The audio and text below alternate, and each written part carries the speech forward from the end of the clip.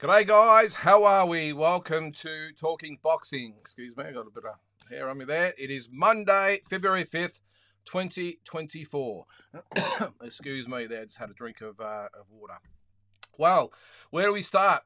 It's been a big week. That's all I can say. I'll just get my microphone a little bit closer there. I'll get out of touch there. All right. If you haven't seen this show before, welcome to Talking Boxing. This is your show, or if you're listening on Spotify after the fact, welcome to you as well. We really appreciate your views, and you listen to it on Spotify, of course. And as I said, this is your show. If you've got anything to say, any comment, any topic, whatever it might be, make sure you put it in the comment section there, and I'll do my best to get to it. So as I said, where do we start? We had last week, what was it? It seems an eternity ago. We've got a couple of people in the chat already. Asbot, how are you there, mate? And Kyle Champion. G'day, guys. Welcome to the show. So last week we had the Tim Tszyu, Keith Thurman press conference in the States. Everyone was there except Michael Zarafa. Be interesting to hear your thoughts on that. I myself didn't have a problem with it, but I know a lot of people did. But again, we'll get to that. What else was there? There was the George Kambosos Vasily Lomachenko press conference. I wonder if they were a little bit peeved that Tim and Thurman just stole the thunder a little bit and got in a little bit early. I don't know. We had the announcement of. I'll get to the big one in a sec, but we had the announcement of was it No Limit? Now was it March Madness or is it March Mayhem? Whatever it is, it was announced. And I'm sure we're going to have a lot of conversation about that because I did a little poll on Instagram on the day it was announced. What was it, Thursday or Friday, whatever it was. And we'll go through the individual shows. If you don't know, there's 5 different shows during March, culminating, first of all, Good Friday. The day after Good Friday. It's Good Friday in the States. Here in Australia, Saturday, March 30th. Liam Wilson and Oscar Valdez on Easter Sunday is Tim Tszyu and Keith Thurman.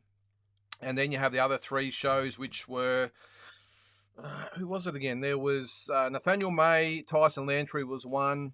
What was the other one? You'd think I'd remember that. Bilal Akaway and Renald Quinlan. And then probably the most contentious one of all of them was the pay-per-view, which is Sam Goodman, Mark Schliebs, and Isaac Hardman, and someone I haven't actually got in front of me. So I want to discuss all that. I don't want to get too behind, so let's get to a few comments as we go. But I'm going to have a little bit to say tonight. You got to remember, I don't answer to any promoters or any fighters, that sort of stuff. This channel is a fan channel. I'm a fan just like you guys out there. I don't need press passes. I don't need interviews with fighters. I don't need any favours, so I'm going to tell it the way it is. And while all the other channels are out there patting No Limit on the back, I've got a little bit to say a little bit later on because I myself wasn't maybe as impressed as some of the other social media sites out there. But as I said, I don't answer to anyone, so I can have my say. All right, let's go to a few comments to get the ball rolling, shall we? First of all, we've got Kyle. Mexican Zoo, what you going to do? LOL, man, is a shit stirrer, but a definite showman. One thing I will give Keith Thurman, he made that press conference. Now, with all due respect to Tim, it's not his strong point or his forte to be at a press conference and talking it up, as they say. Now, he did his best to go with Keith Thurman, but good luck with that because Keith Thurman is the ultimate showman. And I think Tim, he did okay. But as I said, it's not really his cup of tea. But the Mexican thing I did like from him, but I thought Keith Thurman did really, really well. It's upset a few of the Mexican fans, hasn't he, Keith Thurman? And a few of those are going to jump on the Tim Tszyu bandwagon. But yeah, it was good. Like if you go through them, Erislandy Lara, Spanish-speaking Cuban, of course, how's that going to be exciting? Isaac Cruz, the Pitbull. Another Spanish-speaking fighter. Not much he could sort of add. They're all sort of 1 or 2 lines. The Russian that's fighting Fundora, again, 1 or 2 lines. Rolly Romero tried to have a bit of a go, but the guy is a half-wit. I don't think he's there half the time. I think his mouth is sort of running about 5 seconds in front of his brain, to be honest. But so he didn't really add as much as I thought he would. But then Keith Thurman gets up. I thought Tim was respectful and did it exactly the way I think he should have done it, by the way, by just getting up there. It's his first time in the States. First time headlining a big card in the States. So play a straight bat, as they say here in Australia. But then Keith Thurman was let loose, and I thought he was fantastic. And I really like the way actually Tim went with him some parts. But again, very, very hard to keep up with Keith Thurman. So he was, the entertainment factor. It would have been interesting to see Michael Zarafa there. How would he have reacted? Again, his first big show in the States. I know he's fought over there before. Was it 2015 when he was KO'd by Peter Quinlan? But I wonder how he would have went over there just to maybe put a little bit more of a spin on it. But look, I enjoyed it. I thought it was good. I thought it was not too bad. Paul Camilleri, how are you, mate? Big week in boxing. Love your shows during the week. It was a big week, Paul. I did 5 shows last week. I did the Talking Boxing. I did the Thursday night with Mike Altamura. Make sure you check that out. We didn't have a real lot of views on it, and that's okay. We don't sort of necessarily do it just for a heap of views. We do it obviously because we love it, and the ones that do like the content. But it was how do the records of different eras compare? And excuse me, and to listen to Mike Altamura reel off all these fighters and records and all these different things, do yourself a favor and watch it. It's on here on the YouTube channel.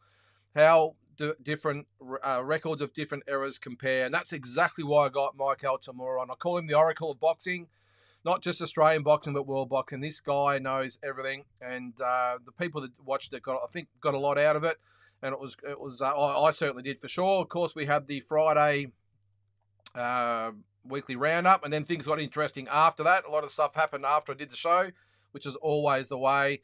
And then on the Saturday, we did the Tyson Fury Usyk reaction. And then what was the other one we did? That was the other thing that got a bit of feedback as well, which was the 10 greatest performances of Australians of all time. And if we have a chance during the night, and if you want to ask some questions about that, I'm happy to discuss that. One thing I will say, I know I'm probably getting behind the comments there. One thing I will say straight off the bat, big apologies to Jai Opetaia.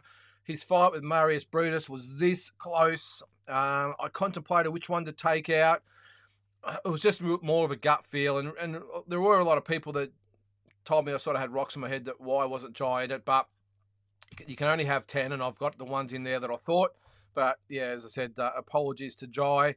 There was some comments about Costa Zoo as well. I'll again stand by my my principles in that. I love Costa, one of my favourite fighters of all time. But the fact to me remains is that he's a Russian fighter who was born, raised, competed in Russia, came to Australia for his pro career, and then went home. So I don't regard him as an Australian fighter. I'm sorry to all the Costa fans out there, but it's just my point of view. All right, we'll move on. Kyle says, Michael was finished off training, I believe, before heading to the States. And I got no dramas with that, Kyle. He did say he was finishing his training camp in Australia, didn't really want to uproot himself and disrupt his training camp, which I totally get and understand, to go over to the States for, 2 days, 48 hours, whatever it might be. So I've got no issues with that. A little bit different for Tim because he's over there. He's going to base himself there for the remainder of his camp, and that's cool. All the other fighters over there, of course, in the same boat. Michael's decided to do his camp here in Australia. So why uproot yourself? And it's not just like you've got a one-day trip over, a one-day trip back, minimum 1, if not 2 days while you're there. You've got to get over the trip when you get home, maybe have an easy few days. It can pretty much disrupt you for a whole week. So no issues with that at all. St Kilda 123. What would No Limit think of Porter's comments that Thurman would beat Tim? I did see that. That was on the ProBox TV podcast, I think, or the YouTube channel. If you don't follow that channel, by the way, you're missing out. Paulie Malignaggi, Sean Porter, Chris Algieri, some really good guys on that panel, and they really have some good content, I think, on there. So, but yeah, Sean Porter did say that Keith Thurman would beat Tim. I'll be interested to see whether he makes the trip out here after that one again, because he's always been full of compliments for, Tim Tszyu. Now, that's not to say he can't have his opinion, but from what I gathered from his thoughts of Tim Tszyu, I thought he had no doubts he was the premier 154-pound fighter in the division, thought he could go on and win multiple belts, all this sort of thing. And then he backs Keith Thurman. Now, I don't know whether it's because Keith Thurman actually beat Sean Porter. But the guy hasn't fought for 2 years. First fight over welterweight. Coming up against a beast in Tim. Not quite sure where that's coming from. But look, a lot of the Australian fans have obviously got the Australian hats on or the rose-coloured glasses, whatever it is. Over in the States, it is 100% Thurman versus Zoo, not Zoo versus Thurman. You would have seen that on all the posters and social media bites and all that sort of stuff over there on the US sites. So it is definitely the Keith Thurman show, which is why, I think everyone's got to put it in perspective. I, along with all you guys out there, think Tim will do a number on Keith Thurman, but we've got to put it in perspective. This is Tim's first test as far as the American fans go. So will he do it? I've got no doubt he will, but I can't wait till he gets past this one at least so we can then maybe finally, even after the 3 big wins last year, including that one over Mendoza, which was a really, really good win, that he needs some convincing, but hopefully this will do the job. All right, Carl. Yep, you've brought it up. Sam Goodman cannot sell pay-per-views. He might be ranked, but unless the undercarders kick ass, I'm not buying. Yeah, so I did the poll on this event, Kyle. I'm pretty sure you might have voted on there. I did look through there. We had about 100, just a little bit over 100 people do the poll, so it's good enough numbers for me. 75% of you guys and girls out there said you would not buy it. Now, look, I'm still undecided because I'm a boxing fan. I need to probably see it, of course, for these types of shows. So I'll probably watch it the next day. I probably could, I suppose, but I'll probably do a review. Now, for me, I'm going to use a word about this event that I probably might get in trouble for using, but I'm going to say it anyway. It's garbage. Garbage is my one and only word I would say to describe that portion of the event, not the card. The fact that it is pay-per-view is absolutely ridiculous. Now, Sam Goodman, world-class fighter. He'll probably get his shot at Inoue, and that's great. I love his attitude. Bring him on, like Jason Maloney before him. Hey, I want to test myself. Bring Inoue on. I love it. And I like that about Sam Goodman. He wants to fight the best. He's a very, very, very good fighter, and we'll see how far he can go when he gets his opportunity. Mark Schliebs last year was absolutely obliterated by Rocky Ogden on one of the cards. I'm sure all you guys out and girls out there saw it. There's been a little bit being put on social media in the last few days since the event's been announced. Now, Mark Schliebs, he talks it up.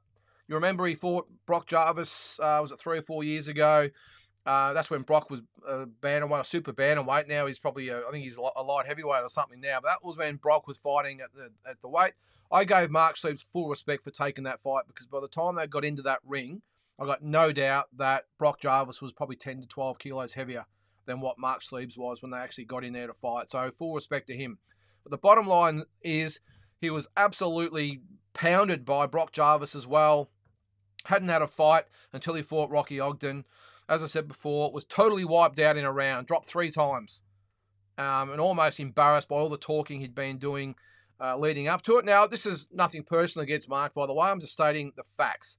I've never met Mark. He looks like a nice guy. I've seen some good, some things online, heard some good things about him. It's not about him as a person. I'm stating the facts here, and the facts are it was wiped out by Brock Jarvis, and his next fight, 2 or 3 years after that, wiped out by Rocky Ogden.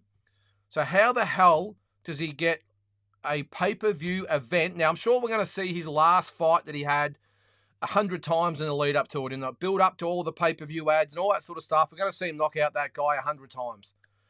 That again is garbage. I don't want to see that. And Sam Goodman, again, I've got full respect for Sam, but this is not a pay-per-view fight. I have no issue whatsoever with the fight itself. Sam wants to keep busy. He's got that big fight, hopefully down the track this year. And again, I hope he gets the fight and I hope he wins. And no issue with a keep busy fight at all. But to have Sam Goodman fight Mark Schliebs in a pay-per-view event, and unless it's $9.99, this is crap. And I'm assuming it's going to be $60. So the one saving grace might be, as you said there, Kyle, is the undercard. And one of those fights features Isaac Hardman, which is the walking highlight reel. And not just in the ring, outside the ring, loves to talk it up. He for me, this is where I think No Limit have got it wrong. What they should do in this event, I know Sam Goodman is a lot more advanced than what Isaac is in his career at the moment. Massive stakes for him this year. I understand that he's the name on the card. I get it. But only in No Limit stable. Around Australia, Isaac Hardman, I think if you had to put him as the main event, put Sam Goodman and Mark Sleeves on the undercard, no issue. Put Isaac Hardman as the main event and let's see what he's got. Okay, I know they want to probably maybe bring him along, but why can't we have maybe an all-Aussie fight? Maybe it's the Joel Camilleri fight. Now, whether that's pay-per-view worthy, I don't know, but I'll tell you what, it's a hell of a lot better than Sam Goodman versus Mark Sleeves. So I'm going to, actually, while we're going, I'm going to quickly look at the ratings. Now, this is without probably going to an international opponent. And I think an Aussie fight would be better than an international because people get a bit skeptical about international opponents. And most of the time, they're right, to be honest. I'm going to have a look at the national men's rankings. I might bring you guys into it. Now, I know I'm getting way behind in where are we? Getting way behind in the comments, but I'll catch up, I promise. All right, let's have a look here. Let's go to super welterweight. Now, let's get an opponent for... I'll get that off there. Let's get an opponent for Isaac Hardman. It's actually semi-worth mine. And Akita Zoo, obviously... Sorry, he's middleweight, isn't he? Sorry. All right, so Zarafa's obviously off the table. Joel Camilleri, perfect sense. Joel is at his stage. I know there's been a lot of back and forth and ifs, ands, or buts about who's doing what and who's ducking who and all that crap. That could be a pay-per-view fight where Joel gets the money that he wants, Isaac gets the test that he wants and a little bit more cred. Bring it on. Now, I'm not saying it's worth money, but it's definitely worth 60. If you're charging me $60 to watch Sam Goodman and Mark Sleeves, then I want to see someone like Isaac Hardman fight Joel Camilleri. And that's just picking one. Okay, who's to say it couldn't be a Benny Mahoney or Mazudia or one of these guys that move up to middleweight, or maybe, I don't really want to see Isaac move up to super middleweight again, but I hope you sort of get where I'm coming from. I'll go back to, what have I done there? Oh, wrong, yep. Oh, hang on, I'm in the wrong field there. Sorry, guys. There we go. I'm back. All right. So I hope you get what I'm saying there. That to ask $60 to see that card is a joke. Shane, Cheeky May will win on class. Well, look, I'm really rapt to see Nathaniel May back, Shane. I thought it was a little bit unlucky in the Jackson England fight, and good on him because he did really well. Did Jackson England win in that fight? And great to see Cheeky May back. But Tyson Lantry, Shane, Tyson Lantry. He lost the last fight. He lost a 6-round decision to Luke Jackson. There was just obviously it was to avenge it, and I felt great for Luke. He got that. Tyson Lantry is not a main event fighter. I'm sorry. Now I'll get to a little bit deeper as we go. I don't want to get too far behind, but I love that Cheeky May is headlining a No Limit show. That's great. But Tyson Lantry, again, with all due respect to Tyson, I'm not sure he's a nice guy, nothing personal, but as a fighter, that is a joke. As a headliner. And they better stack that card chocolate full, or else, again, why even bother watching it? So, all right, it looks like we're going to ping-pong around here a little bit. Porter is talking shit, and he said himself he's biased. Bradley thinks it's a joke, and Tim wins by KO. Or Tim Bradley knows what he's talking about. Has his moments as well as Tim Bradley, but he knows what he's talking about. Oh, look, I really like Sean Porter. I've just got a feeling he probably has Tim Thurman's status at the moment a little bit elevated because Thurman beat Porter a few years back. So I think it's going to be a lot better fight than maybe a lot of people think it might be. There's a lot of very skeptical people out there. I think it'll be a good fight. Thurman, if he turns up fresh, sharp, in shape, with the right mindset, I think he gives Tim some problems. Tim wins, but I actually like the fight. And I really like the fact Zarafa's on the undercard. Great for everyone going over there to see two Aussies fighting for, well, it's not, the Zoo fight's not for a world title, but it may as well be. So, yeah, no, I think it's going to be great. Thanks, Asbot. That's why I love the channel. Just straight talk. Well, I'm not sure I'm going to get any invitations to the No Limit fight nights the way we're going. But again, as I said, mate, I don't care. I didn't start this channel to kiss ass and, to like some of the other guys out there. I just won't do it. Tim and Nikita are super awkward in promo stuff, but it works for them for some reason. I think Nikita is a lot more marketable than Tim. just because he's a bit of a loose unit. I think he's great. I love Nikita. I think he's awesome. He's a really, really wacky type of guy, and I think he plays on a little bit, but I like that about him. Doesn't say a lot, but just that when he just has that little one-liner with a little bit of a smirk and, you know, his little promos that he does, I like it. And Tim, I think, will get his recognition and respect along the line of guys like, you know, a Pacquiao or Canelo, and not saying he's going to be at that level. Let's hope he is, but not saying he is. But those types of guys have massive fan bases because they can fight and they don't get involved in all the hoo-ha and the circus. And yeah, there might be a little bit back and forth, but they're loved by fans because of the way they conduct themselves. And Tim's a classic, and he's a gentleman. And just talks right. I know he'll probably get a bit more comfortable as he goes. Would have been very awkward for him to come up against a Keith Thurman at a press conference in the States. First one over there would have been pretty daunting. As I said before, I thought he handled himself quite well, but yeah, I think he'll get better. The Mexican response has been classic. Pitbull is definitely a fan, posting a pic of the Mexican flag behind Zoo. I did see that. Angelo DiCarlo is right about the Fox media monopoly, no limit or limited depth. Now, this is the other thing. I'm glad you brought this up, Shane, because I was going to talk about it a little bit later. Now, again, I hope I'm not getting way behind here, but I've got serious doubts about the depth of the No Limit stable, and I want to know why. This is the premier promotional company in Australia. And when I say premier, I'm only going by the fact that they've got the big names or biggest names, and they've got the contracts. I would argue that a Tasman Fighters or a Ace Boxing, those two guys or promotional companies, I think have got some great depth, especially Tasman. They've got Justice Honey and Jaya Pataya. And Angelo DiCarlo's got a really good depth in his stable as well. Puts on great shows, great fights, always 50-50. I love watching the fight cards from Ace Boxing. But when I watch the No Limit cards now, I used to be excited. I'm not excited by that, by these cards, Shane. And it all comes down to depth. Now, that's highlighted in the fact that for Bill Alakaway, they're rolling out Reynold Quinlan again. Good old Reynold, great guy. He's a classic journeyman, always comes to fight, capable of an upset. But come on, he's got a 17-13 record. Apart from Jack Bowen or Daniel Gill years and years ago, 10 years ago, has never really had that signature win, and he's just a journeyman. Is that the best we can do at that weight? Let's have a look at what weight is it? Light heavyweight, is it? What weight is below? Super middleweight, although the fight's going to probably be at light heavyweight, I would say. Some really good fighters around, and Reynold Quinlan's the best they can do. With all due respect to him, this is, again, nothing personal. Nothing personal against these guys. He's a lovely guy, but I'm just trying to talk facts here. It's a nothing fight. I know Bilal's coming back, you know, and we know Reynolds going to, you know, give a good fight, but these are main event headline, you know, shows on TV. And again, Nathaniel May and Tyson Landry, that's just a mismatch. Nathaniel May wins every round of that fight. It's not even competitive. So why put it as the main event? Sam Goodman, Mark Schliebs. Notwithstanding the fact that Sam Goodman's just going to play with Mark Schliebs for 10 rounds or 12 rounds, whatever it is.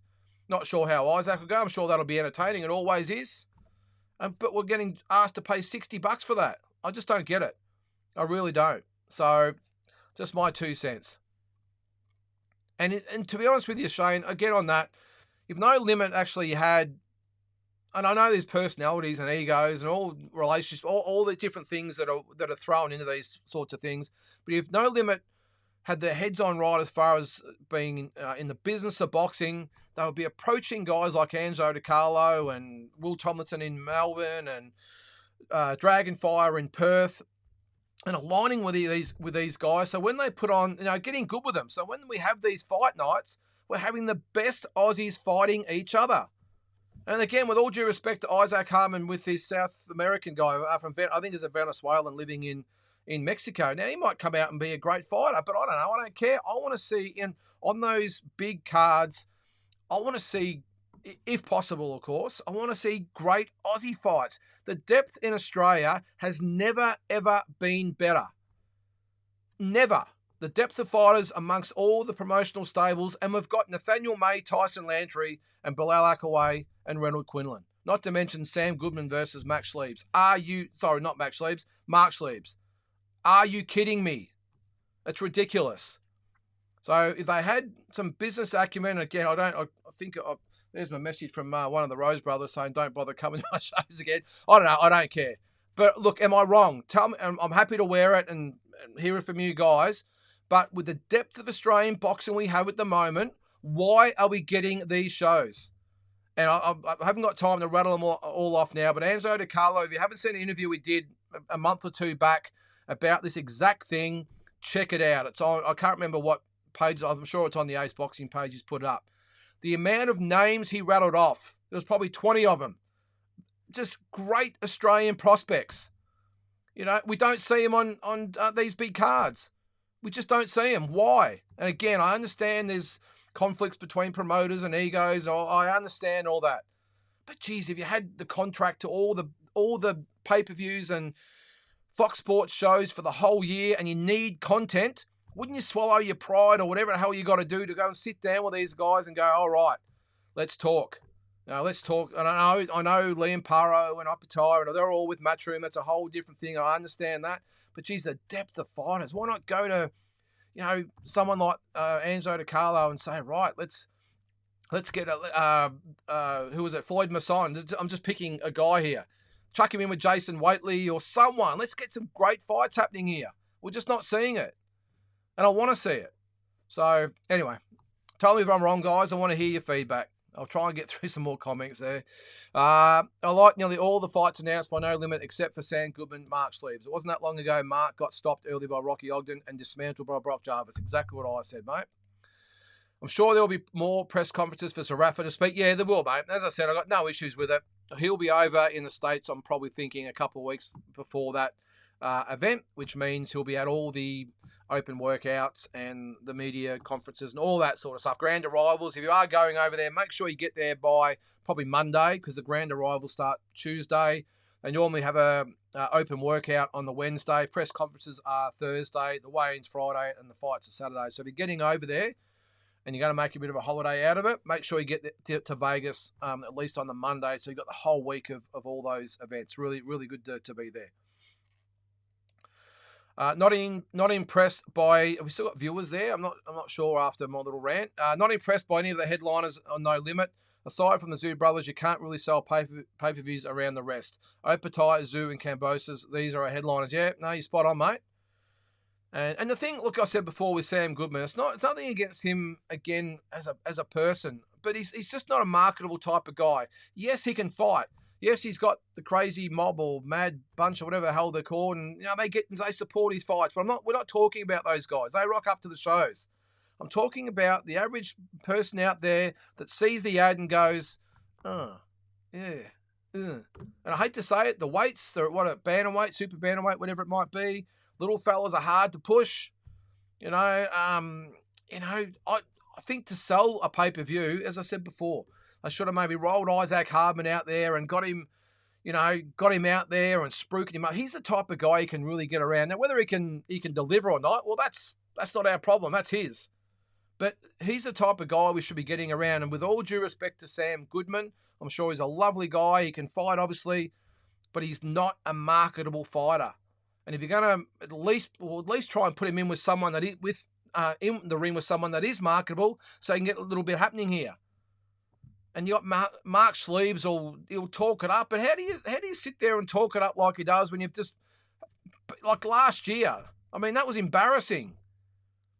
I'm hoping he's a little bit humble this time because, unfortunately, when the bright lights are on, words can't save you, unfortunately. And I don't see Sam Goodman wiping Mark Schliebs out like Rocky Ogden did, but I don't see it as a competitive fight. I'm sorry. It's just strictly a 10-round sparring session for Goodman. So why not roll out, have that fight on the undercard, and let's get Isaac Hardman or someone like that as the main event. I don't know.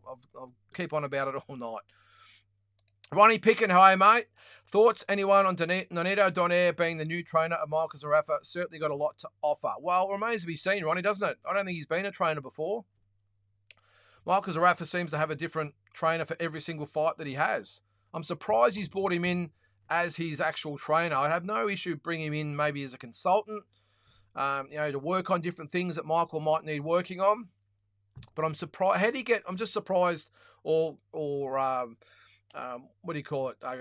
Curious is the word. How do you, when you have a different trainer every fight, how do you have continuity? Is that the word? How do you have consistency?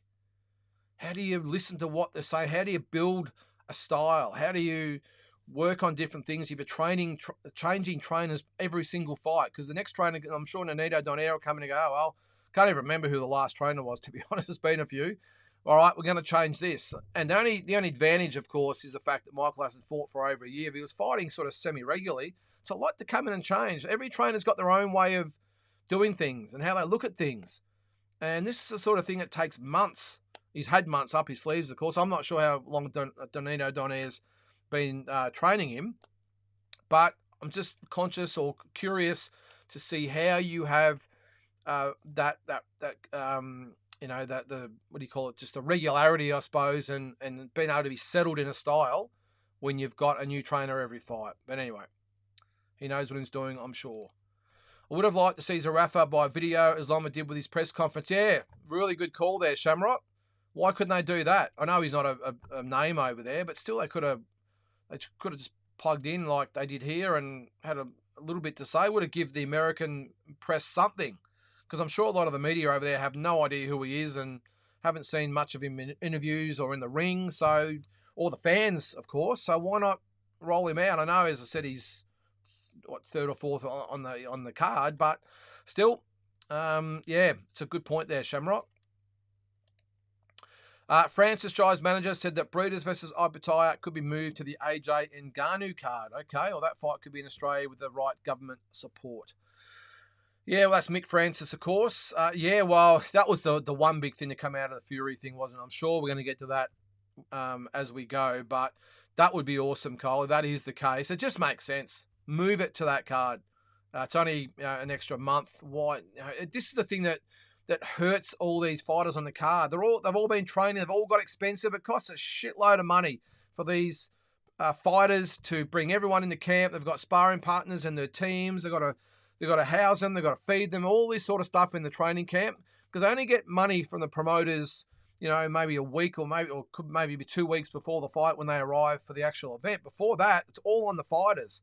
So suddenly the event's cancelled or postponed, they've got to start again. They're out of pocket. This is what a lot of people don't realise. Oh, well, what's the big deal? I was fighting again next time. Those guys could have spent 50 to 100 grand on expenses and they just lose it.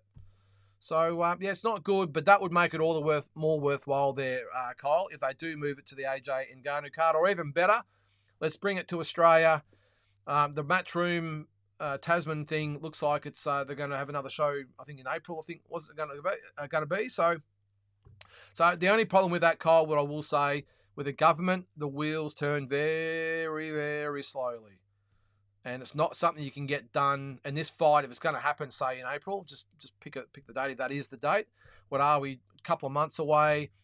The promoters would need, they'd have to know probably within the next few weeks whether it can be done or not. And the government, you need to submit all different proposals and projections and all the sponsors and all this bullshit. And that could be a 3 or 4 month process. So that's why they're going to do it in April. I don't think it can happen in Australia, but it does make sense to do it on that card. Either way, as long as they fight. Bring it on the No Limit event. That'll be good. We've got a pay-per-view to fill there. What's that? March the 13th, whatever it is. Hey, perfect date. Bring that to Australia and put it on pay-per-view. It'll sell a heap. Anyway. Porter and Thurman are as thick as thieves. Good mates. Sean's talking him up, but it's completely biased. Yeah, I agree there. Chris G. Okay. I think you're in last week. I think Tim is overrated. Wouldn't surprise me if Keith Thurman does a number on him. Well, that's your opinion there, mate. The reject is backed. Everyone give him a hand. Yeah, I was always one in the chat there, mate. Kyle, what do we think of Sam Goodman being a free agent? Is he a free agent? I thought he was signed with No Limit.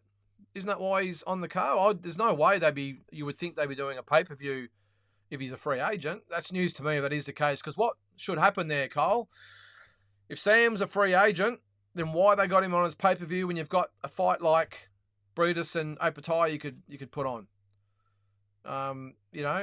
So I don't know. It just doesn't make sense to put an investment into a fighter like Sam Goodman if he's a free agent. But I haven't heard anything about that, mate. Fill me in. Same fights, Mark. Because no limits have no depth. Same rehashing of B-siders. Yeah, my point exactly, Shane. The depth is not there. And if the depth was there, look, I've said this in the past as well. I'm just, again, putting on my promoter's hat. If I had the dates that No Limit have, I would have an idea when they want their pay-per-views. Of course, they probably want them spread out over the year. And this is the other thing that doesn't make sense. Why have all those shows in 1 month? They did it last year as well. Why not spread them out over the year? And if they had the whiteboard out and they knew they had the pay-per-views mapped out on when they were going to be, they could then put the Wednesday night shows around them, or the No Limit on Fox, whatever it's called, put them on the board as well. Get all their stable of fighters and pencil them in. All right, Chanel Dargan, you're on that show, and that show. Sam Goodman, you're on that show, and that show, and that show. Isaac Harmon, and just pencil them in all those shows. Things can happen. They might be moved around, but it just seems common sense to me. It's almost like, and again, I'm not in the inner sanctum. I doubt I ever will be after tonight, but it just seems to me that it's could be a Fox Sports thing or it could be a No Limit thing. Now, one theory could be that Fox come to No Limit and say, right, March, it's before the footy season, we need to have all these dates. We need to go bang, bang, bang, and No Limit go, oh, shit, okay, well, we just got to get these shows together, and they just put them together. This is what this seems like to me. They've just packed them together. Just put it, who we got available, yep, we need a fight for Bilal, we'll give Reynolds a call, shit, we need a fight for Sam, keep busy, fight, here we go, Mark will take it, you know what I mean? It just seems like there's no planning. How could you plan to have Reynolds Quinlan versus Bilal Akaway, and how could you plan to have Nathaniel May and who was it? Tyson Lantry. You couldn't plan for that. So I understand that things happen, but surely you've got a bit of a template during the year. You know, or the other thing, I hope it's not the case, that Fox Sports have said, all right, this is the shows we want for the year, and No Limit have chosen to put all these events on at the one time, maybe to make it a bit easier for them as the year goes on. I just think we get a little bit of, just a bit of rushed action going on. I just don't think there seems to be any method to the madness. And as I said, how could you plan to have those fights? How could you plan to have Sam Goodman and Mark Schliebs as a main event on pay-per-view if you've got this talent of great fighters? I don't understand. Anyway, how are young Australian boxers supposed to gain followers when all these events are pay-per-view? Yeah, mates. Look, I got no dramas with the pay-per-view. That's Tassie Devil. I got no dramas with the pay-per-views, mate. I haven't got an issue. But put quality fights on. And I understand. Tim's now, he's now probably going to be an overseas fighter. You can't have Nikita on every show. I understand that. But, I don't know. I'll say it again. Sam Goodman is a pay-per-view attraction. I'm all for getting behind some stuff. I mean, what I will say about Sam is he's done the hard yards. He's been on all the undercards of all the Tim Tszyu fights. And he's paid his way. I understand all that. But again, I've got no dramas with the Mark Schliebs fight in general. But to market as a pay-per-view, it's a bit different if Mark had a couple of good wins. I know he had the last win, and as I said before, I'm sure we'll see it 100 times on the promo. But yeah, if he had a bit of a following, and a bit of cred, you might sort of look at it. But I'm sorry, it's a no contest for me. So, but yeah, on that there, Tassie Devil, I'll say it again. What's wrong with having UFC type of numbered cards? No Limit 1, 2, 3, 4, 5, and stack it for the great Aussie fights as your pay-per-views, and that's your fan base there.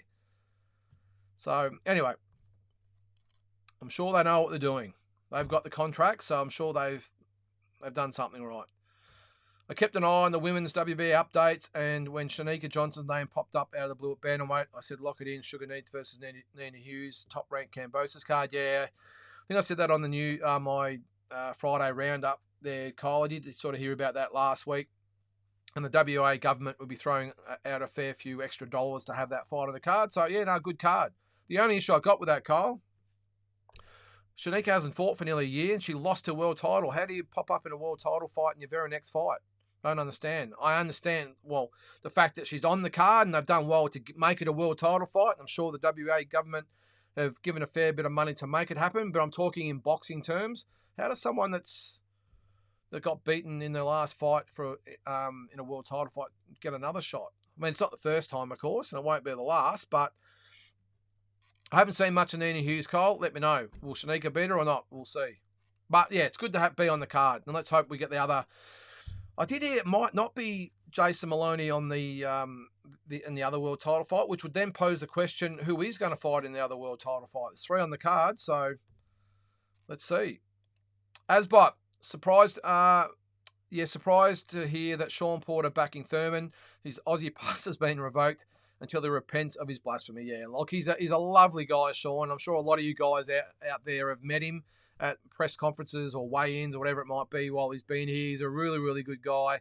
And look, it's his opinion. He's trying to just, I suppose, sit on the fence and be the nice guy. But surely, in his own private time, he can't surely think that Keith Thurman beats Tim Tszyu. But he's an expert, so he'd know. So he gives him a shot. So good luck to him. The boxing kangaroo. That's Carl. G'day, Lyndon. I did see you on the D-Style show the other day, mate. It's good to see you doing the round. It's good supporting some good shows. If you haven't seen it, check out the round table on the D-Style boxing channel. Really good content. Liam Paro versus Subriel Matias in the works for the IBF strap. Yes, I did see that. What is it with Aussies and making these big fights? Well, we're on fire at the moment, Carl. We are absolutely on fire, and that is a ripper fight. That is a ripper fight. And I give Liam Paro a great chance. Look, Matias is a very, very good fighter. We saw in his last fight, he took a while to get going.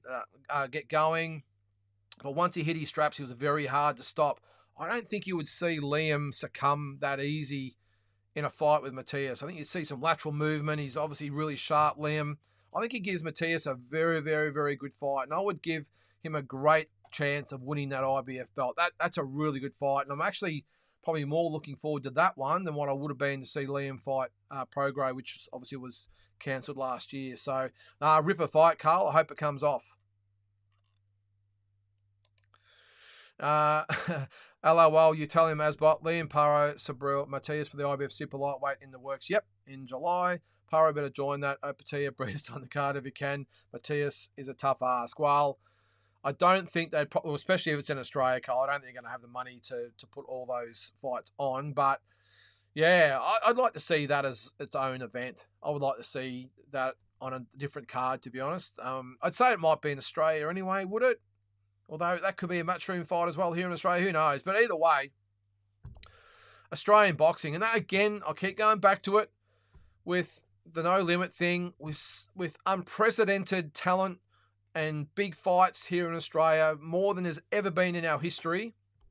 Why, when we've got all these pay-per-views and, Fox dates, are we going with what we've got? But anyway, I'm not gonna go back to it unless you guys bring it up. Hit the like. Yes, Carl. 100% hit the like. And subscribe and share. I think we're, again, pushing about 900 people. We've sort of stagnated a little bit, so let's keep it going. I'm not sure I'll lose any viewers after tonight's rant, but this is what we're on here, guys. Again, let me know if I'm wrong. Tasman and Ace invest everything they make back into the fighters. Angelo does it for the love of the sport, and his fighters are loyal. Yeah, and that's a good point, Shane. Look, with the no limit thing too, you've got to remember these guys don't do it. I'm sure. Actually, I'll take that back. I was about to say they don't do it just to be nice guys and everything else. It's a business to them. They have to make money, and I totally understand it. And unlike Angelo, who does it out of the goodness of his heart, and probably costs him money most of the time. That's why we need more people like him. He doesn't do it to make money. He does it to back Aussie fighters, and that's great. And No Limit do it for a completely different reason. I know they're backing Aussie fighters as well, but they're in it to make money. They've got to make a living out of this, so I understand it.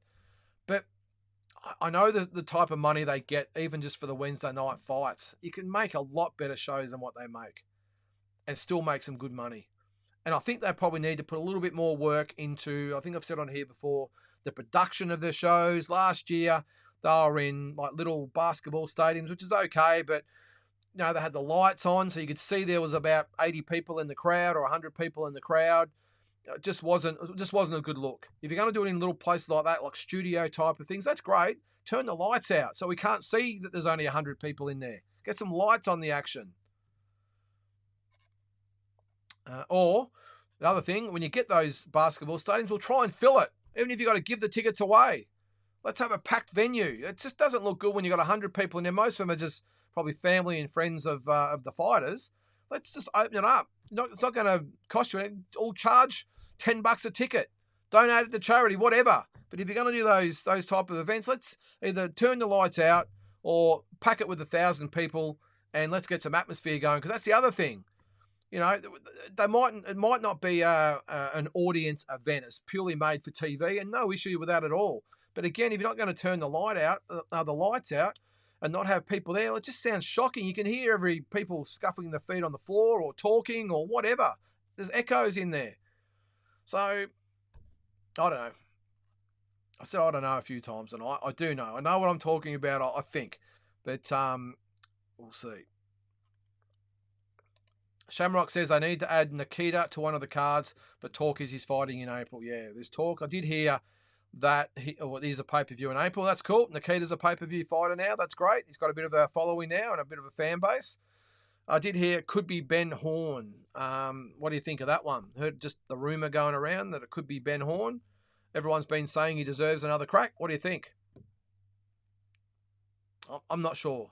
I don't mind him giving Ben Horn another crack. I just think Nikita's a totally different fighter from when they fought. Totally different. I don't see it ending well this time. I don't think you're going to see reckless Nikita. I don't think you're going to see him punch himself out. I don't think you'll see that. So, but you know, we've been a lot of people have been arguing or appealing for that fight. So, yep. What do you think?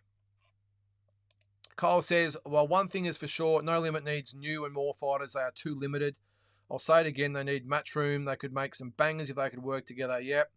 As I said before, Kyle, swallow your pride, whatever it might be. Put aside any differences or egos, whatever, and go and sit down with someone like Matchroom. Now, Matchroom could be aligned, well, they are obviously aligned with Tasman, so there could be some issues with contracts and all this sort of stuff, but why not sit down with all of them?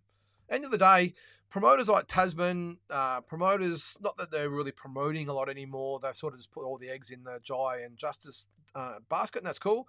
But guys like Angelo DiCarlo, go and sit with them and just see what you can work out. Get their fighters on TV. I know they actually have some fighters on there. Rocky Ogden was one of those who beat Mark Schliebs. But do it regularly. Say to Angelo, right, who do you want? I'm going to have 5 cards through the year, these Wednesday night on Fox Sports events. Who have you got that you might want to showcase to the Aussie public? And let's see if we can work something out so we can match them against our fighters or someone from Wildfighter or someone from Tasman. And let's start getting these fighters together. Because, I mean, why can't we see like an Alex Winwood on No Limit? They're the type of fighters we're just missing out on. We just don't see them. Some great fighters we've got out there. That's just one little example. St Kilda 123. Really enjoyed your last US trip daily videos. Are you planning on doing the same in March? Yeah, I will, mate. Yes, 100%. It's a little bit different this time because I am going to be doing probably a week of non-boxing stuff, and I'm not sure whether you want to see that. Traveling around a little bit of America. If that's the case, maybe I might just do one big video, one half-an-hour video or something like that. But if you like seeing them, I will for sure. Because I'm actually going to go to Phoenix for starters, down here in Arizona near Glendale. So I'll be down there for 3 or 4 days for Liam Wilson's fight with Oscar Valdez. And I'm flying up to Vegas on the Saturday morning. So technically, I'm only going to be there in Vegas on the day of the fight. I'll get plenty of footage, and of course I'll do my previews and reviews and all that sort of stuff and some footage in there. But yeah, mate, I'll be doing something anyway, so keep tuned. And I really appreciate that you like them. It's just a daily vlog that I do. If you haven't seen them, a 10 or 15 minute little video every day of what I've been up to. And yeah, I have a bit of fun with it.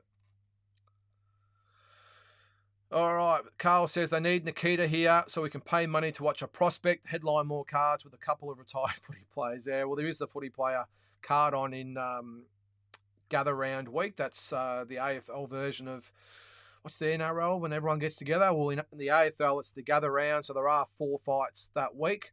And I think Joel Camilleri and Benjamin Bomber are on those, or on that card. So if you're in Adelaide for the gather round for the AFL, check it out, because it won't be a bad night of fights. But I hope we don't get to this point where we have the AFL players now suddenly appearing on fight cards to prop them up. There's no real rugby players left, is there? Although I did see that Alex Leapai's son is looking at boxing. Mate, if I had some advice to you, boxing's a tough game, mate. If you're in the NRL and you're guaranteed $500,000 or whatever a year to play rugby, mate, I'd be doing it. I know we've all got visions or dreams of being a heavyweight champ or whatever, but it's a tough game. No guarantees. And if I was getting $500,000-$600,000 a year for 8 years playing NRL, I'd be doing that. But anyway, it's his call. Bill Hack, how are you, mate? 100% spot on. All right. Now, I like that. We want Aussie versus Aussie fighters plus no point Aussie champs leaving to US if they can't clean up here first. Yeah, well said, Bill. I like it. Thank you.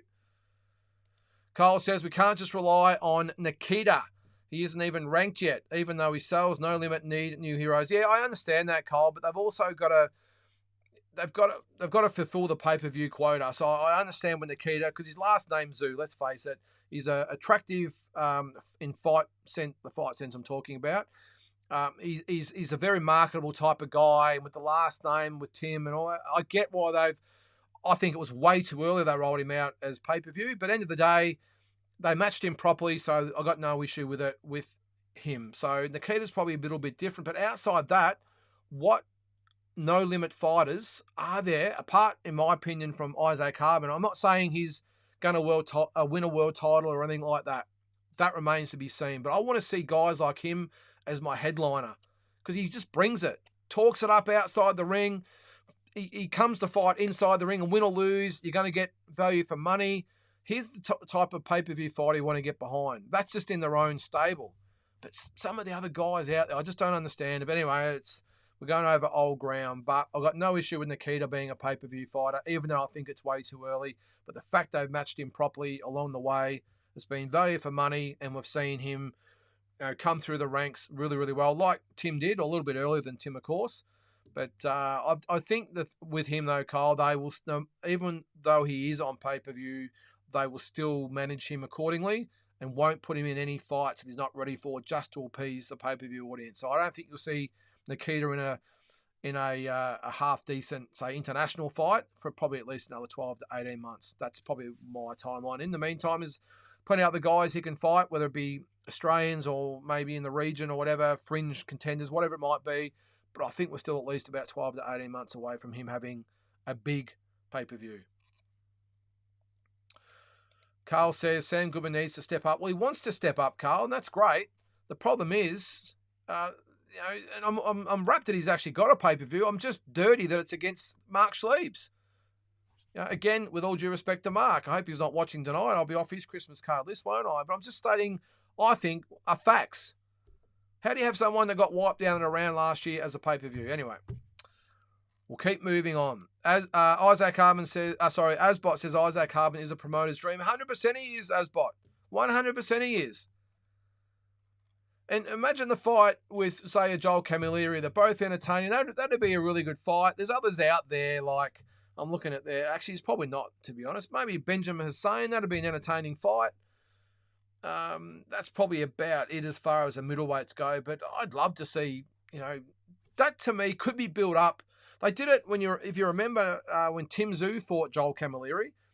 Tim, even though he had the last name, hadn't really fought anyone, hadn't really sort of done anything, and they just said, bang, we're going to put him on pay-per-view. And I remember at the time thinking, pay-per-view? But they were proven right. So why not get behind some of these guys like an Isaac Harbin and give him a go? I know that's slightly contradictory with the Sam Goodman thing, but again, it's not the fact that Sam's got a pay-per-view. It's the fact that he's fighting a guy that's Australian standard who was obliterated last year in one round, and he's the main event on a pay-per-view and was expected to pay $60. Pound for pound king. How's it going, Lyndon? I'm very good, mate. I hope you're doing well also. In regards to Nonito Don F, his father would be a better trainer. Yeah, he's a good trainer. We'll see what Nonito's got to offer. I'm sure there's a reason why Michael got him, but as I said earlier, I'm a little bit curious to see how when you change trainers every single fight, how you're supposed to, have some regularity in it. Zygmunt says this is a bit off topic, but at pro shows, what do supervisors and inspectors do exactly? I notice they always have the names on BoxRec. Yeah, the combat board turn up, mate. They do the weigh-in, and on the night they pretty much make sure that the fighters are being ticked off, and they record the results and just make sure the show's being run properly. They have someone inspect the gloves and all that sort of stuff. The supervisors for the sanctioning bodies, so WBA, WBC, whatever it might be, they're there just to administer the rules, make sure if there's any issues with the fight itself, they're there to shed light on what should happen next. It's a head cut or no contest or whatever it might happen. They're there to make sure that the sanctioning body's rules are being adhered to as well. But that's pretty much about it. And to be honest with you, mate, a lot of them are just there for the free feed. They do a good job. I'm only joking if you're out there and you're one of those guys. But the first question I was always asked on fight night when I did my promotions is, what's for dinner and when's it being served? Nothing about have a good show and what's happening here, what's happening there. Just where's my money and what time's dinner? All right. Just as well I'm not doing any promotions anymore, isn't it? Sam Goodman and the Maloney boys are very similar. Good boxers, but they're not headliners for pay-per-view and they really lack power. Yeah, it's not a bad point there, Kyle. I suppose you could probably say that. I would think that having, say, and that could be something they could even do, like with the Maloney boys, to work in with those, with Top Rank, and have maybe one of those guys as a pay-per-view here in Australia. I think if it was a world title fight here in Australia, that would justify a pay-per-view. And I know they're working with Top Rank with the George Kambosos Lomachenko fight, so I'm sure they could do it with the Maloneys. Maybe that would have made a bit more sense. Have Andrew fight on that. I don't know. Yeah, look, I think the fact that the Maloney boys, Jason is a current world champion, Andrew is a former world champion, I don't think they fall in the same category as Sam Goodman, mate. I think they are headliners. I think they deserve to be headliners when they're world champions, especially Jason, who actually holds a belt at the moment. So we've all got opinions. That's fine. You guys are the ones that buy the fights. So I noticed all the Mexican fan base are riding with Tim after Sleepy Keith's comments at the presser. Yeah, he got them offside, didn't he? Maybe he did it deliberately. I don't know. Look, at the end of the day, they were all talking about the fight, weren't they? It was trending on social media and everything else. So he's the master. He's been a lot of big fights, has Keith Thurman. So he would have maybe known what he was doing. And I think end of the day, the promoters would have loved it. G'day, Andy. How you going, mate? Welcome to the chat. Good to have you along. Did anybody see Tim in the sombrero and the punch? I did. Whoever did that was a bit of a genius. I thought that was great. He had the beard and the sombrero on and the flag around him. I thought it was great. It was good. We've got some more comments there. All right. Speaking of Nikita, what's he doing next? Is there a fight in the works? Yeah, as I said, mate, could be Ben Horn. What do you think of that? Chris, I'm going to put you up there. That's cool. It's Keith Thurman's. It's Thurman, by the way, not Thurman. I'm not sure whether you're doing that deliberately. Got his head right. He knocks him out. Well, again, that's your opinion. I think you're trolling a bit there, mate, but I'll put you on just like everyone else. That's cool. Keith Thurman couldn't KO Mario Barrios, so highly unlikely he stops Tim, in my opinion. Yeah, I just don't think he's got the power at all, Andy. As I said before, though, I'm not sure whether you saw my comment. I think he gives Tim a very good fight. All the people out there saying, oh, he hasn't fought for 2 years and he hasn't fought at the weight. I just think they're a little bit misinformed. Might have a little bit of the rose-coloured glasses on. There's a reason why someone like Sean Porter has picked Keith Thurman to win. I don't agree with it, but I think he gives Tim a really good test. I really do. And I'm probably not one to subscribe that Tim stops him unless he maybe stops him to the body. Keith has been a bit vulnerable underneath, and Tim's a very good body puncher. So I've got no doubt he could do it. I'm more sort of leaning to a decision win or maybe a 10th, 11th round stoppage from Tim. What have we got there? Did you see what Turkey, His Excellency, had to say about Tank wanting 2 Ferraris? He said he'll give him 2 gloves. Yeah, it's Tank Davis. Geez, where do we go with him? I see the Sheik, or His Excellency. Do we have to call him His Excellency? I'll call him the Sheik or the Turk or whatever he is. I see he's done or put out the $10 million condition on Usyk and Fury if one of them pulls out.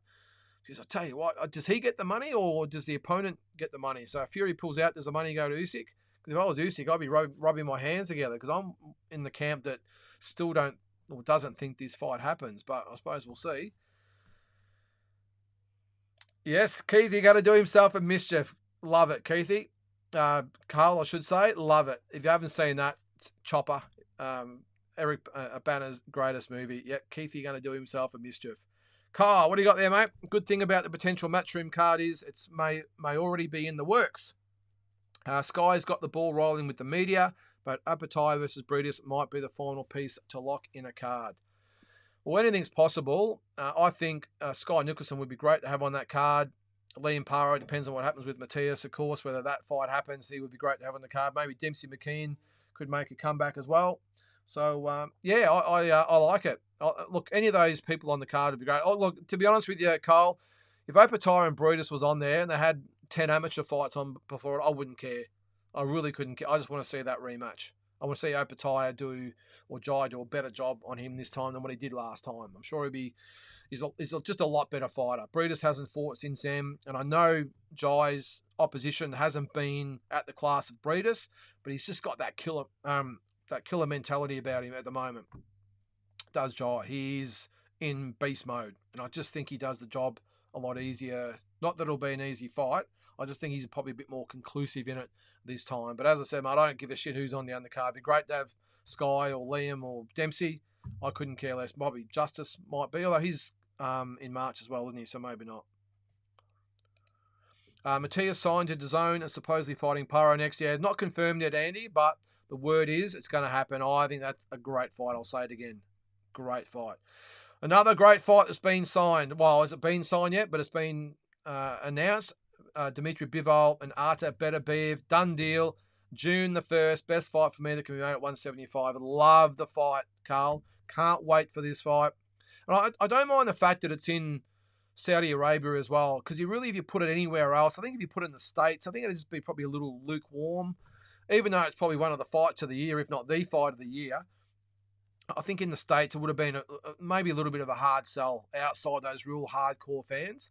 So I love that it's in Saudi. They'll get a massive crowd there, all the locals and people flying in. I think they're going to do the 5 versus 5, the Matchroom versus Queensberry on the undercard as well. So again, I don't really care who's on the undercard, because that fight is worth $60 every day of the week. Peter Nutt. Thurman will start like a house on fire until he feels Zoo's power. Come round 6 to 8, it ends. Well, he has that tendency, doesn't he, Peter? And I think that's why they call him the soul taker, because he just breaks people down. He starts slowly normally, Tim, and I think, like you said there, Thurman will have some success early, but I wouldn't be surprised after Tim has a round or two just to feel his way, see what Thurman's got, because I just don't think Thurman's got enough to offer Tim as far as over 12 rounds goes. I think he might have 3-4 rounds, maybe 5 rounds of really being able to go with Tim, but 12 rounds is a long time in there with someone like Tim Tszyu, a little bit like Golovkin used to be and like Canelo is, where they just hunt you down. And they hunt you down without throwing a lot of punches. Tim doesn't throw a lot of punches, but he's always there. He's always in front of you, challenging you to throw a punch. And when you throw a punch, he'll counter you and he'll just hunt you down. And that's why I think Thurman, he's not a big puncher, just hasn't got the power to keep Tim Tszyu off him.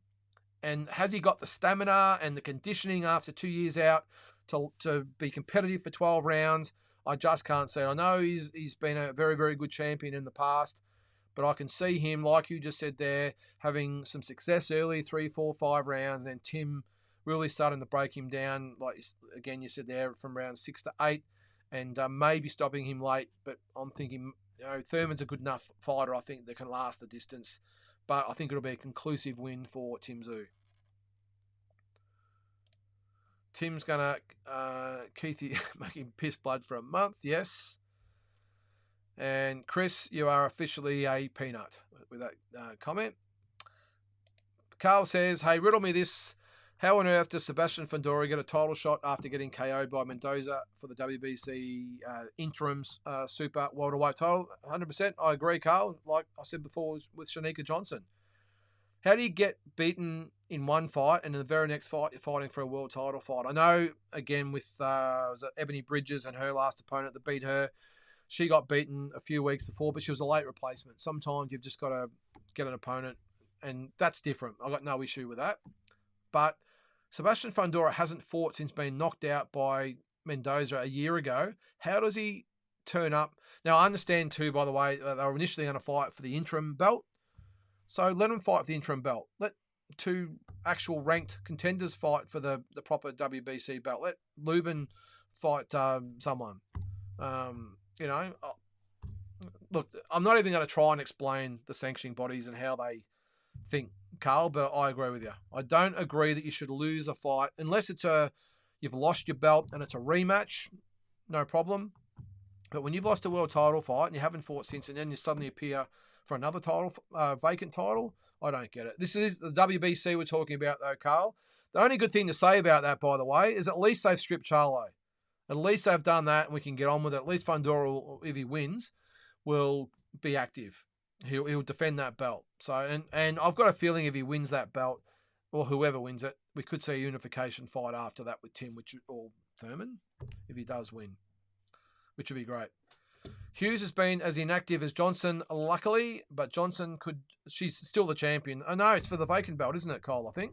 But Johnson could jump on one of those many no-limit cards for tune-up before May. If she manages to get on the Goodman pay-per-view, then I'll pay. No argument there, Kyle. You've got girls or fighters like her that are available. Even someone like an Andrew Maloney. He's going to fight in May. The March one might be a little bit early for him, but I don't think so. I think he had a good, solid win in December. Didn't come out too sort of beaten up. So maybe chuck him on that card. I've heard he's going to be on the May card, but geez, why couldn't he be on both? Just to put a name on there. It doesn't have to be a superstar. There's plenty of very, very durable fighters in our region that he could be fighting. That's not expensive to put on, and then maybe back him up with another 8-round or whatever it might be on the Lomachenko-Kambosos card, and he's prime for Tanaka later in the year. Lots of different things they can do. But if they did put like an Andrew Maloney on that card, and then suddenly Shanika Johnson on that card, all of a sudden you're starting to, even though I think the main event again is ridiculous, but you get an entire card, then okay, then we might be looking at something. But at the moment, sorry, excuse me if I yawn. Peter says, Porter saying Zoo to lose. Maybe Porter doesn't do the fights in Australia. I don't like his chances again. I think they'd probably laugh it off. I like this one. Axie Man, I was waiting for this. What did you think of Conor Benn's performance against Pete Dobson over the weekend? I'm glad you asked. As a bit of a change of topic here. Axie Man. I did, again, put another poll up on our Instagram. Is he overrated? Because I watched it, and afterwards I'm thinking to myself, is he for real or is he overrated? And I put it on the Instagram, and I think 75% or 78% or whatever it might have been said he was overrated, because that's what I'm thinking. I'm glad I'm not the only one thinking that. Now, I wasn't impressed, Axie Man. Not impressed at all. I understand it was out of his comfort zone of England. He's fighting a durable type of opponent. I don't think there's anything flash at all with Pete Dobson. I think he was just a sort of journeyman material, but that's cool. He was cagey, had the Mayweather style, and made things a little bit difficult for Conor Benn, and that was okay. As I said, fighting in Vegas, I get all that. But was I impressed by Conor Benn? Not at all, Axie Man. I think he is very one-dimensional. He can punch, although he did land a lot of really good punches on Dobson, who didn't really flinch at all. So has he lost a bit of power? If he has, wonder why. I'll leave it up to you guys to discuss why he might have lost his power all of a sudden. But I think he's one-dimensional. I think his legs are way too far apart. Like his dad, he fights a lot like him, to be honest, but not as good. But his legs are too far apart. He doesn't set up any punches whatsoever. He walks up, plants his feet, and throws 4 or 5 power punches in a row. And that's probably about it. He has no defense. He pulls out with his head up in the air, with his hands down. Very, very predictable in the way he fights. His footwork is shocking. As I said, too far apart, and even when he's backing up, his legs are all over the place. I'm not impressed. And I think if he comes up against the top guys in that division, I just think he gets exposed badly, unless the power. I think he was gassed after 3 rounds. I think he was really, really lucky that Pete Dobson didn't really have any killer instinct, did he? He just pretty much patted his way through. He landed a few okay punches, had a little bit of a go in stages, but he wasn't the type of guy that, when Conor Benn was gassed after 3 rounds, he didn't pick it up and really try and throw bombs at him and really pick up the pace and get him out of his comfort zone. He pretty much let him rest, regroup, and that's the reason why Conor Benn got through those 12 rounds the way he did, is because he was allowed to fight exactly at his own pace. When he wanted to fight, he fought. When he wanted to rest, he rested. Pete Dobson didn't put him out of his comfort zone at all. And that's the reason why he was able to go 12 rounds. Now, you think if he was in against a class fighter, imagine him with a Terence Crawford or a Boots Ennis or those types of guys who aren't going to just let him do what he wants. When he comes in and they defend his punches, which is telegraphed from the back row of the arena, those class fighters are going to see his punches coming a mile away. And guess what? When he's throwing those 4 or 5 bombs and then tries to rest, what do you think they're going to do? All right, Conor, you've had your go. Now we're going to punch. And I think the Ennises and the Crawfords and these types of guys, I think they stop Conor Benn. Not impressed at all. He's got power, or has he? He looks like he's got power because he throws every single punch like it's his last. Does not set the punches up at all. Doesn't jab. Doesn't sort of get inside and get his range. He just lets him go. And that's why I think he's vastly overrated. Actually, man, I think Chris Eubank beats him if they fight at middleweight. I think Tank Davis, I can't believe he would actually call out Tank Davis. Tank Davis absolutely embarrasses him. Crawford embarrasses him times 2.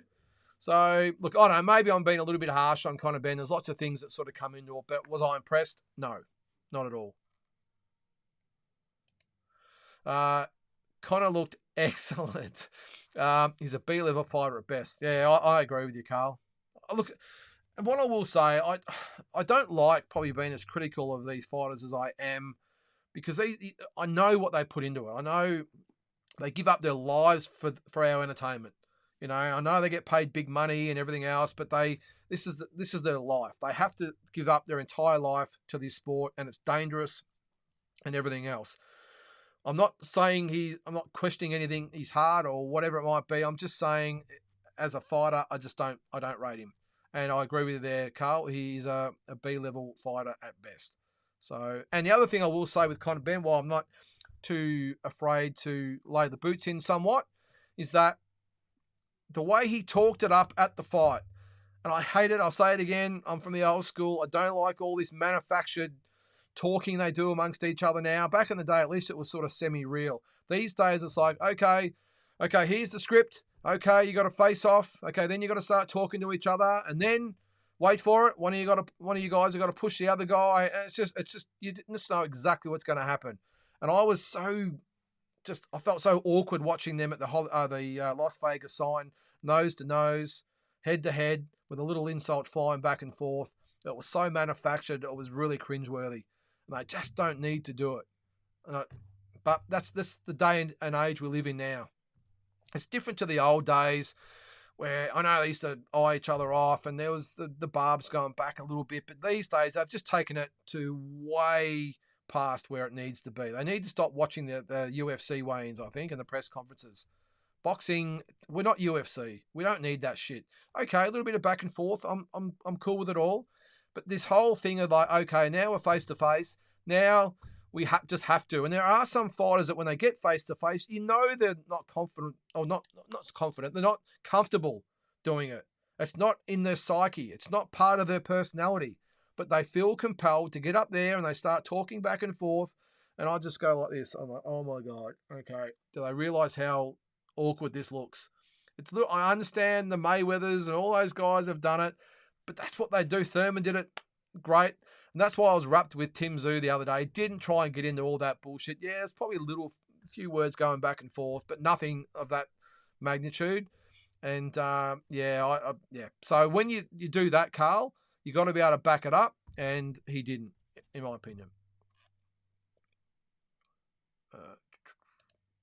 Got a few comments to get through there. All right, free match with Ben Horn would be good. Benny can crack, but Nikita will stop him this time. Yeah, as I said, Carl, I'm all for Ben getting another crack, but Nikita is just a totally different fighter these days, and I just think it might not end well for Ben Horn. But he deserves an opportunity, arguably. But if he does get a crack, I've got no dramas with it. This is the thing. I know there'll be some people out there go, oh, Nikita is fighting Ben Horn again, and geez, he should be fighting this way. Hey, he's been back for 2 years.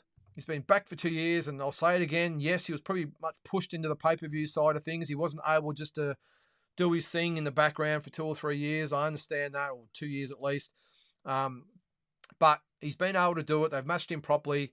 But this time, I just think he's going to be a different beast, and I think he will do a job on Ben Horn. So Ben Horn will be tough. He'll be awkward. You know, he'll have a crack, no doubt about it. Maybe he won't even get stopped by Nikita. I just think Nikita's a different beast this time. Peter says we need smashers, Australia versus British fighters. Yeah, well, up until probably about 5 years ago, I reckon, Peter, I wouldn't have liked that because I reckon we would have been in a little bit of trouble. But these days, hey, bring it on. Bring it on. I think the British fighters have got a unbelievable stable as well, if you want to call it a stable over there. But Aussie boxing, I'll say it again, has never been in a better position as far as quality of fighters go, if you ask me. Kyle says, I think Alex Winwood would want to stay close to the Maloney boys. They look Japan bound, and that's where the competition is for Winwood. Yeah. I think he'll get a world title fight this year, Kyle. I still want to ask the question, was it last weekend, was it Gutierrez, I think was his name, fought for the world minimum weight title? This guy lost to Alex Winwood last year in his second fight or third fight, whatever it was. How does he get a world title fight in front of Alex Winwood? I don't get it. So anyway, all that aside, Alex Winwood, I'm not going to guarantee it, but I will be extremely surprised if he doesn't win a world title at some stage. He's a very, very talented kid. I watched him in Stockton last year when we were over there with the Maloney boys, and Jason, of course, fought for the world title on that card, and he was there sparring with some guys there, and he's got some serious talent. He's and such a lovely guy, really, really nice kid, and I hope he goes a long way. Bill Hack. When I see Chris G name, I don't read it. He seems to hate us. I think he's a bit of a troll, Bill. I know he hates on us Aussies, but this is what happens. He might follow the page, and it comes up that we're live, and he sees us all in there. We're all getting in the Aussie boxes. I think he's just taking the piss there, Bill. But that's cool. He's allowed to do it. It's a free country. Could we see a no limit versus Tasman 5 versus 5 card like they're planning with Matchroom and Queensbury? Love that, actually, man. The problem is, I'm not sure Tasman have really got that many fighters anymore. A year ago, they probably did, but I've got a feeling that Dana Coolwell has left the stable, as has Taylor Robinson. I think she's got a big fight coming up too, hasn't she? I saw. But they have got Justice and Jai. Who would the fights be? That would be interesting to hear, but I love the concept, mate. Love the concept. Paul says, man, I would love to come with you to Vegas. I envy your experiences with seeing these fights live. Yeah, well, I'm very, very lucky, Paul. I will say that I get to do it. I love doing it. I do it probably 2 or 3 times a year. And yeah, I'm very, very fortunate to be able to do it, Paul. But what do you reckon? At some stage, we might have to do a tour over there. I'll put it out there. Who wants to come? And we'll do a little of a tour package. I'll organise it, and people want to come over me, I'll show you the ropes.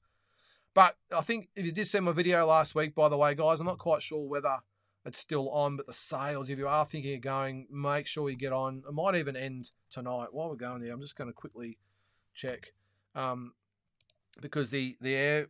Oh, there we are. Sorry, I'm just working around a light here. And the dates are really, really cheap. Let's have a look. So, yeah, I said last week they were $1,273 economy, which is just ridiculous. It really is. And hotels are not too bad either. The prices have gone up, but still not too bad. $1,769, which is still really good, because this time last year we paid over $3,000 to go to LA or San Francisco from Melbourne. So, but Paul, mate, put it on the bucket list. Start saving now. We might do it at some stage. I'll put it out there. Boxing deep dive tours. We're going to the States. Who's coming? All right, Opatai versus CBS, Zoo versus Kelly. Yeah, good, Peter. I like that.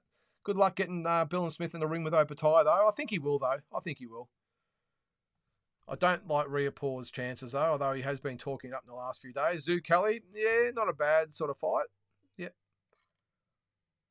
Yes, Andy agrees. Great idea. I really like that idea. Ronnie, I've been waiting for your response. Hey, Chris G, just shows, mate, you don't have to have a long neck to be a goose. Love it. Carl says, Australia get bent over when it comes to watching boxing for free.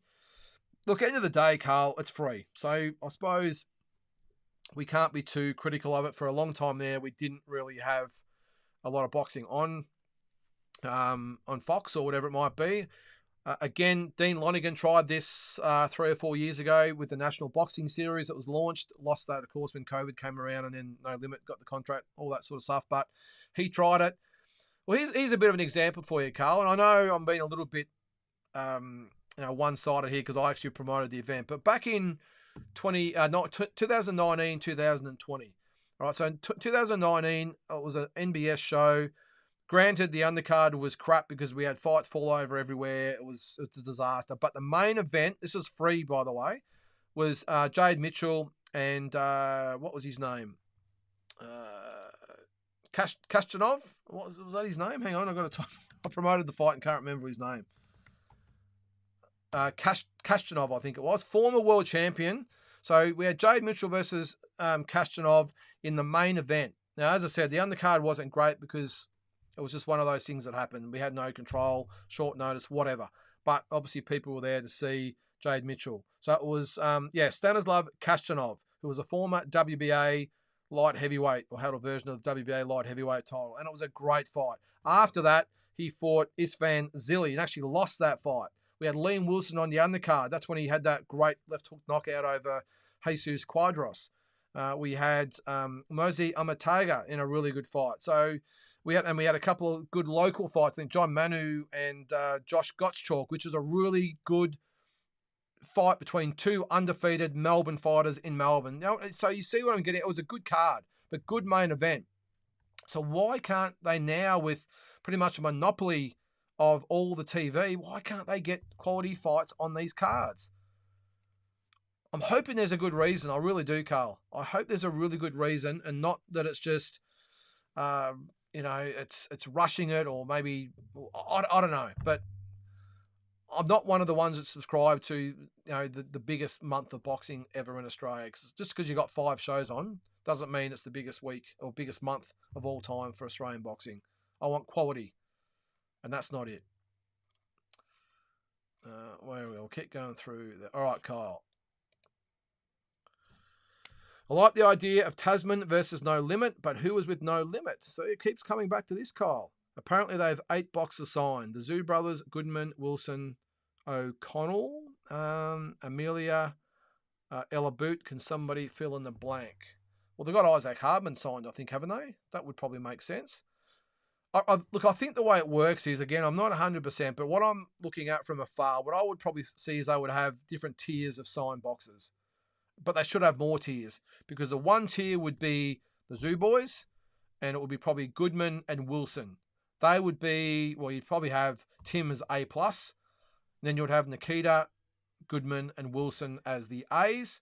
Then it just sort of drops away pretty quick after that. Then they would have the fighters that they would sign really just to fill the rest of their cards. And we know who they are because they're on all the shows anyway. So Shannon O'Connell, I know she did have a contract with them. I'm not quite sure whether it was sort of null and void after the Ebony Bridges loss. Did speak to Shannon the other day, by the way, and she is back feeling better than ever. So I can't wait to see her back. That's just a side note. I would think Amelia and a few of the others would just, Anella Boot, would just be maybe to fill certain areas of their stable. But I reckon they would have a fair few fighters. I would hope they would have some fighters that were there, again, just to fill cards. But I want to see another tier of where it's an open slather and an open door to some of the other promoters to start bringing their fighters in to give them opportunities on TV. I just think the model's not right. Now, who knows? Maybe they don't get on with any other promoters, or no one wants to work with them, whatever it might be. That could be a reason. So it's just not going to happen. That could be one reason why we haven't seen it. Or No Limit might think we don't need any of those promoters. We're doing a good job with who we have, and everyone seems to be rolling along okay. Fox are happy with what we're doing, and I suppose that's all that matters. But boxing fans, we know we're not stupid. Sometimes they like, well, they say like mushrooms, feed them shit and put them in the dark, that sort of thing. They don't realise that we all check BoxRec straight away and a fight's announced. We're all scouring the card and scouring records and all this sort of stuff. We know what's going on. And in this instance here, I don't know. I don't want to keep going over it, but the shows just do not have any depth, if you ask me. I'm taking away the Tim and Liam cards, by the way. Love those cards. Can't wait. But the other three cards, I don't know. These No Limit shows, the fighters headlining aren't necessarily signed to No Limit, are they? Well, I reckon they might have options on them, though, Kyle. I don't think they're going to invest money in them like a Nathaniel May. He might have. It might be. There's probably another tier I didn't say before. They might have like a 2 or 3 contract deal. But why couldn't? Here's another one for you. Why couldn't we have, say, Nathaniel May, Jackson John England, the rematch to headline that card? I'd love to see that fight. I'd even love to see on another aspect. Even I know they did the all-female card last year, but the Amber Amelia Chanel Dargan fight as a co-main or even a main on another card. Quality fights. And I'll say it again. Nathaniel May, Tyson Landry, it's like, what? Ronald Quinlan, Bilal Akaway, what? Great to see Bilal back. I'm wrapped. But surely, guys, we can do better than that. But there's been some really good fights on their shows, and that's the perfect one. Nathaniel May, Jackson John England. Why couldn't they do the rematch for that? I'd love to see it. I'd be looking forward to seeing the rematch. I think Nathaniel May's a great talent. Might be a little bit past his peak now, but still a great guy, great talent. Jackson John England, really lovely guy as well. Comes to fight, always comes in shape. Why not get those two to fight each other? Lots of different theories or lots of different ways they could go about this. They've chosen not to. Carl, what's happening with Paulo Akuso? I'm going to keep going here, by the way, too, guys, because I've ranted and raved a fair bit tonight. So we're going to keep going for another half an hour, I reckon, or however long the comments keep going. We're on a roll, so let's keep going.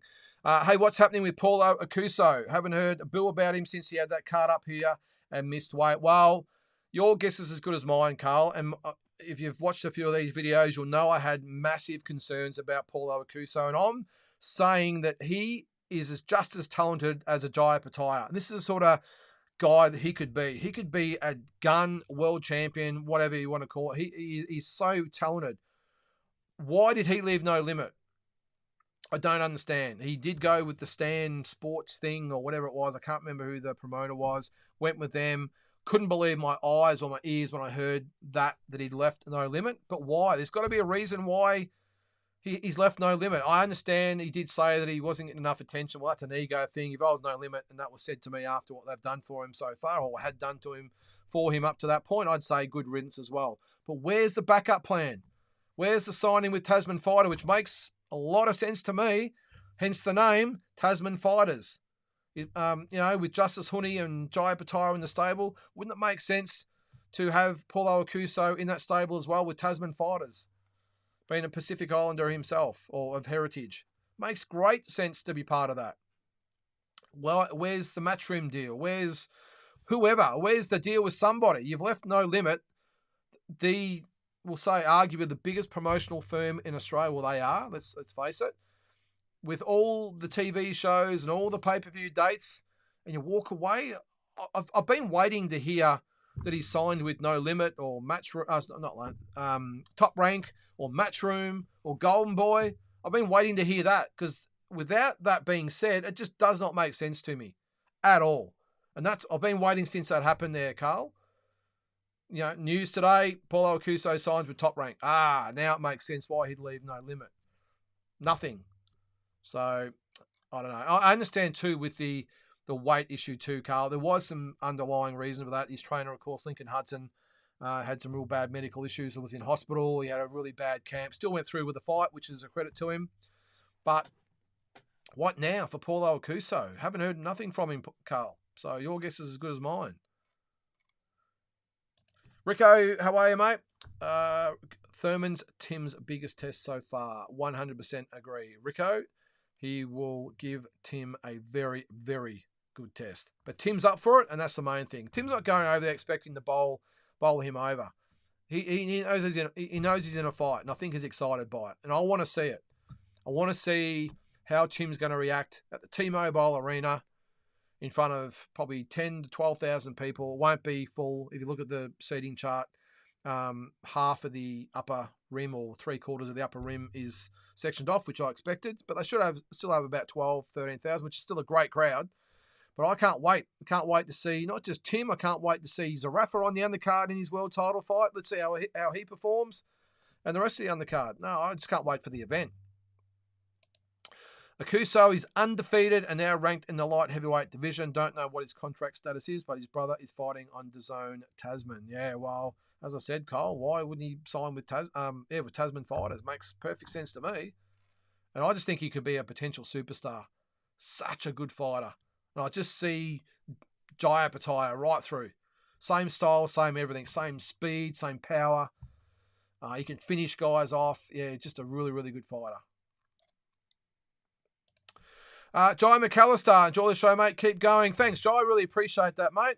If you're not following Jai on social media, make sure you do. Funds his own way, goes to all the press conferences and weigh-ins and fights and all that sort of stuff. I did see him in Perth recently. So thanks, Jai. Really appreciate it, mate. And we need you out there, guys like you that are following these fighters around, giving us all the content that we get yourself. Is it TCB, of course, Noonan Boy.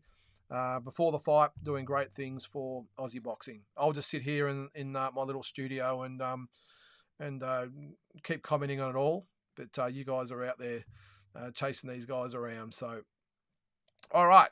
Carl says, "G'day, Jai. Nice content, mate. Keep it rolling." Yes, 100%. Bivol and Better Beef is made 100%. Yep.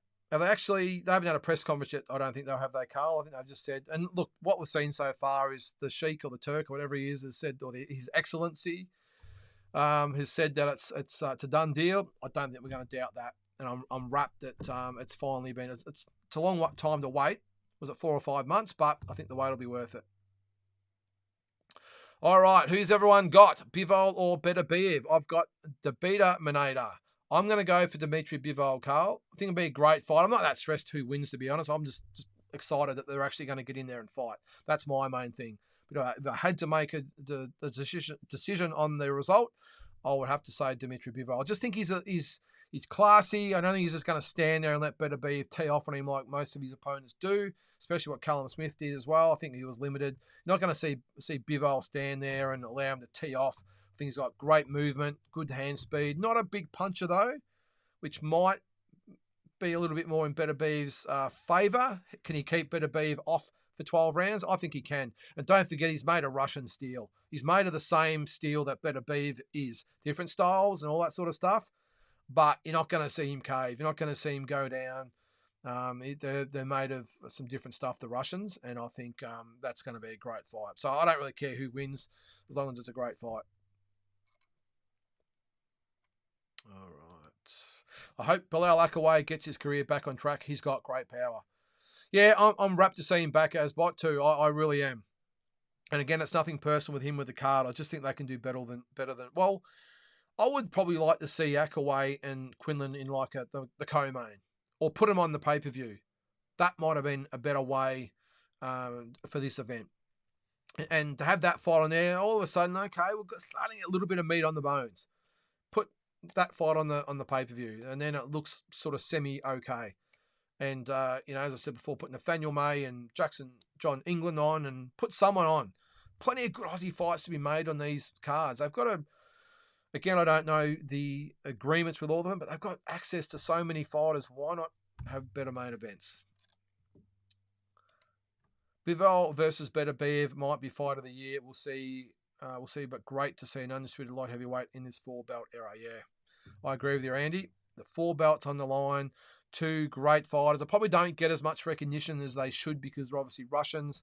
They have to fight all over the world and everything else, so I get that. But yeah, for fight fans, I think you would probably think that most fight fans would rather this than Fury and Usyk. We haven't even talked about that yet, guys. What's going on? Haven't even mentioned it yet. How good would it be if 50 Cent walks Tim out? Him and Rose mentioned it in the interview. Well, you never know. 50 Cent was involved with Billy Dibb at one stage, I think, wasn't he? So, no, that'd be awesome, Rico. I'd love to see it. Who was it that walked out with Terence Crawford? Eminem. So, plenty of options there. I don't really like it, to be honest, Rico. I like just come out with the music. I don't like the live performer that goes out with them. But anyway, old-fashioned. Canelo versus Bud Crawford is gaining traction again. I think 21 pounds is too much of a reach even for the likes of Bud. I don't mind it, Carl. I think if anyone can carry that weight effectively, it's Terence Bud Crawford. He might be a little bit heavier. There's nothing to say that he mightn't weigh in at 161. Because he's only got to be above 160 or between 160 and 168. He might weigh in at 161 just so he's a bit lighter on his feet. That might be what he weighs when he fights at welterweight. He might weigh in at 147 and eat up to or hydrate up to 161. So he might weigh in at 161 and rehydrate up to 163. So it mightn't be that different. I know Canelo, is he a legitimate super middleweight as well? I still think he's a middleweight myself. I think he just fights at super middle like Pacquiao and Crawford used to do. Pacquiao and Mayweather used to do. They could fight in the division below, but at their stage of their career, it's not necessarily about draining yourself to make weight. We know they're good enough. They fight at a weight that's comfortable for them because they back their ability, and most of the time they've got it over most opponents anyway. So is he a real super middleweight? I don't think so. I think he's a middleweight. And I think, as I said, if anyone can carry the weight, I think Crawford can. And I still think he can beat Canelo, even at that weight. But he needs a fight.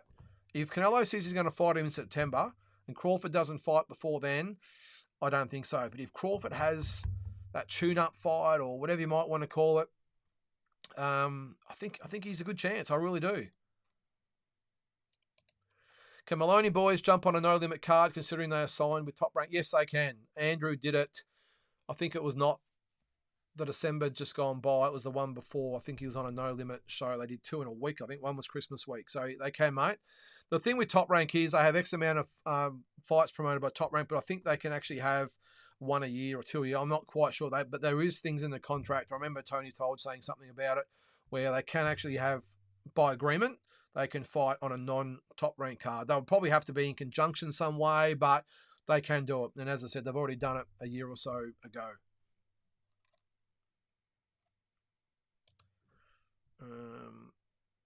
What's that there, Kyle? Carl, not while signed to PBC for 2 fights. Sorry, I've missed that one. Oh, this is Dobson. Yes, he looked very predictable. Oh, this is Conor Benn. Yes. Yep. Average at best. I agree. Hello to you, Team Batman. Always see you around the traps in all the other chats there, mate. So welcome to the show. What did you think of your man, Conor Benn? Shane says, Conor Benn sells huge in the UK, but he probably gets found out at international top 5 contender level. Yeah, I do. I agree with you there, Shane. I think he gets found out. Big draw in the UK. That's great. I don't like the fact he's got the audacity to be talking that way to Tank Davis and Devin Haney and these types of guys. I don't think he's earned it. Fight Eubank, that's great, but I don't think he's earned the right to talk to Davis and Haney the way he's been talking to them. And he's got me offside already, Shane. No matter who he fights, I hope he gets beat. Tim signed a 3-fight deal with PBC. Who are the others, I wonder? Well, I would think this would almost be the last one, Rico, and then they probably have options. Or maybe he's got one more. I'm not quite sure. Maybe, I don't know. I was pretty sure this might have been his last fight with PBC.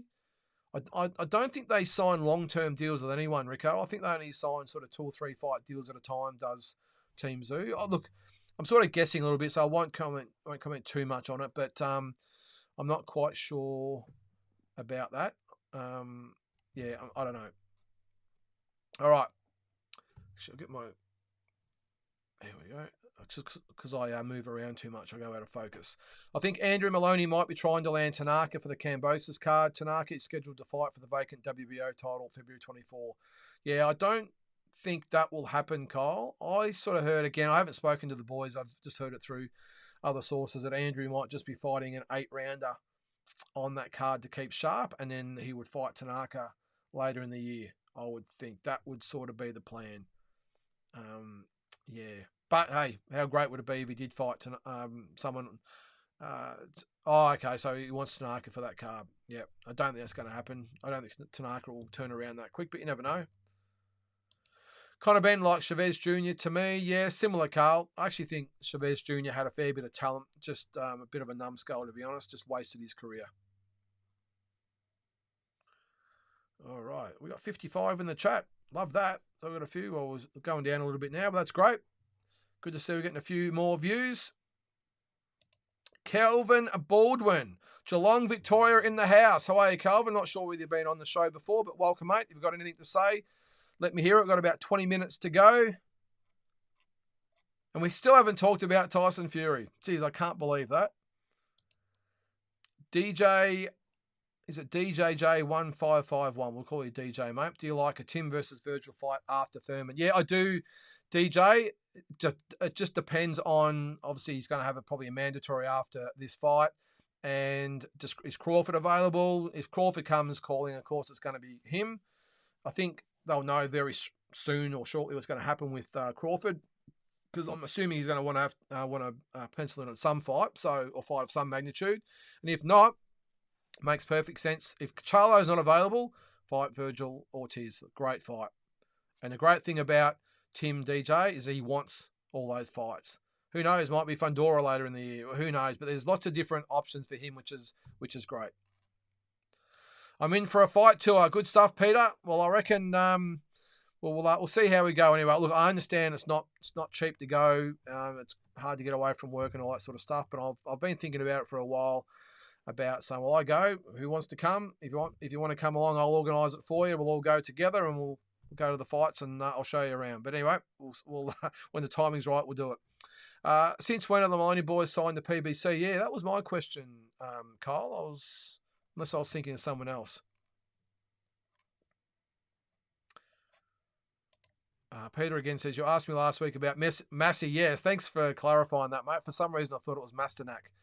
I thought Parker has moved down to cruiserweight. I think Massey is the best British cruiserweight. Yeah, I haven't seen a lot of him, Peter. I did actually look at him on YouTube last week after you pointed out that I'd mistaken him for Masternak. But, yeah, look, I want to see... Look, end of the day, I want to see Jai against all those guys. I really do. I know Breedis is probably the most dangerous out of all of them, but hopefully when he gets past him, he might go... Well, he's probably not going to base himself in England, is he? Because all the money's in Saudi Arabia. But plenty of British cruiserweights to feast on, Peter, and I can't wait.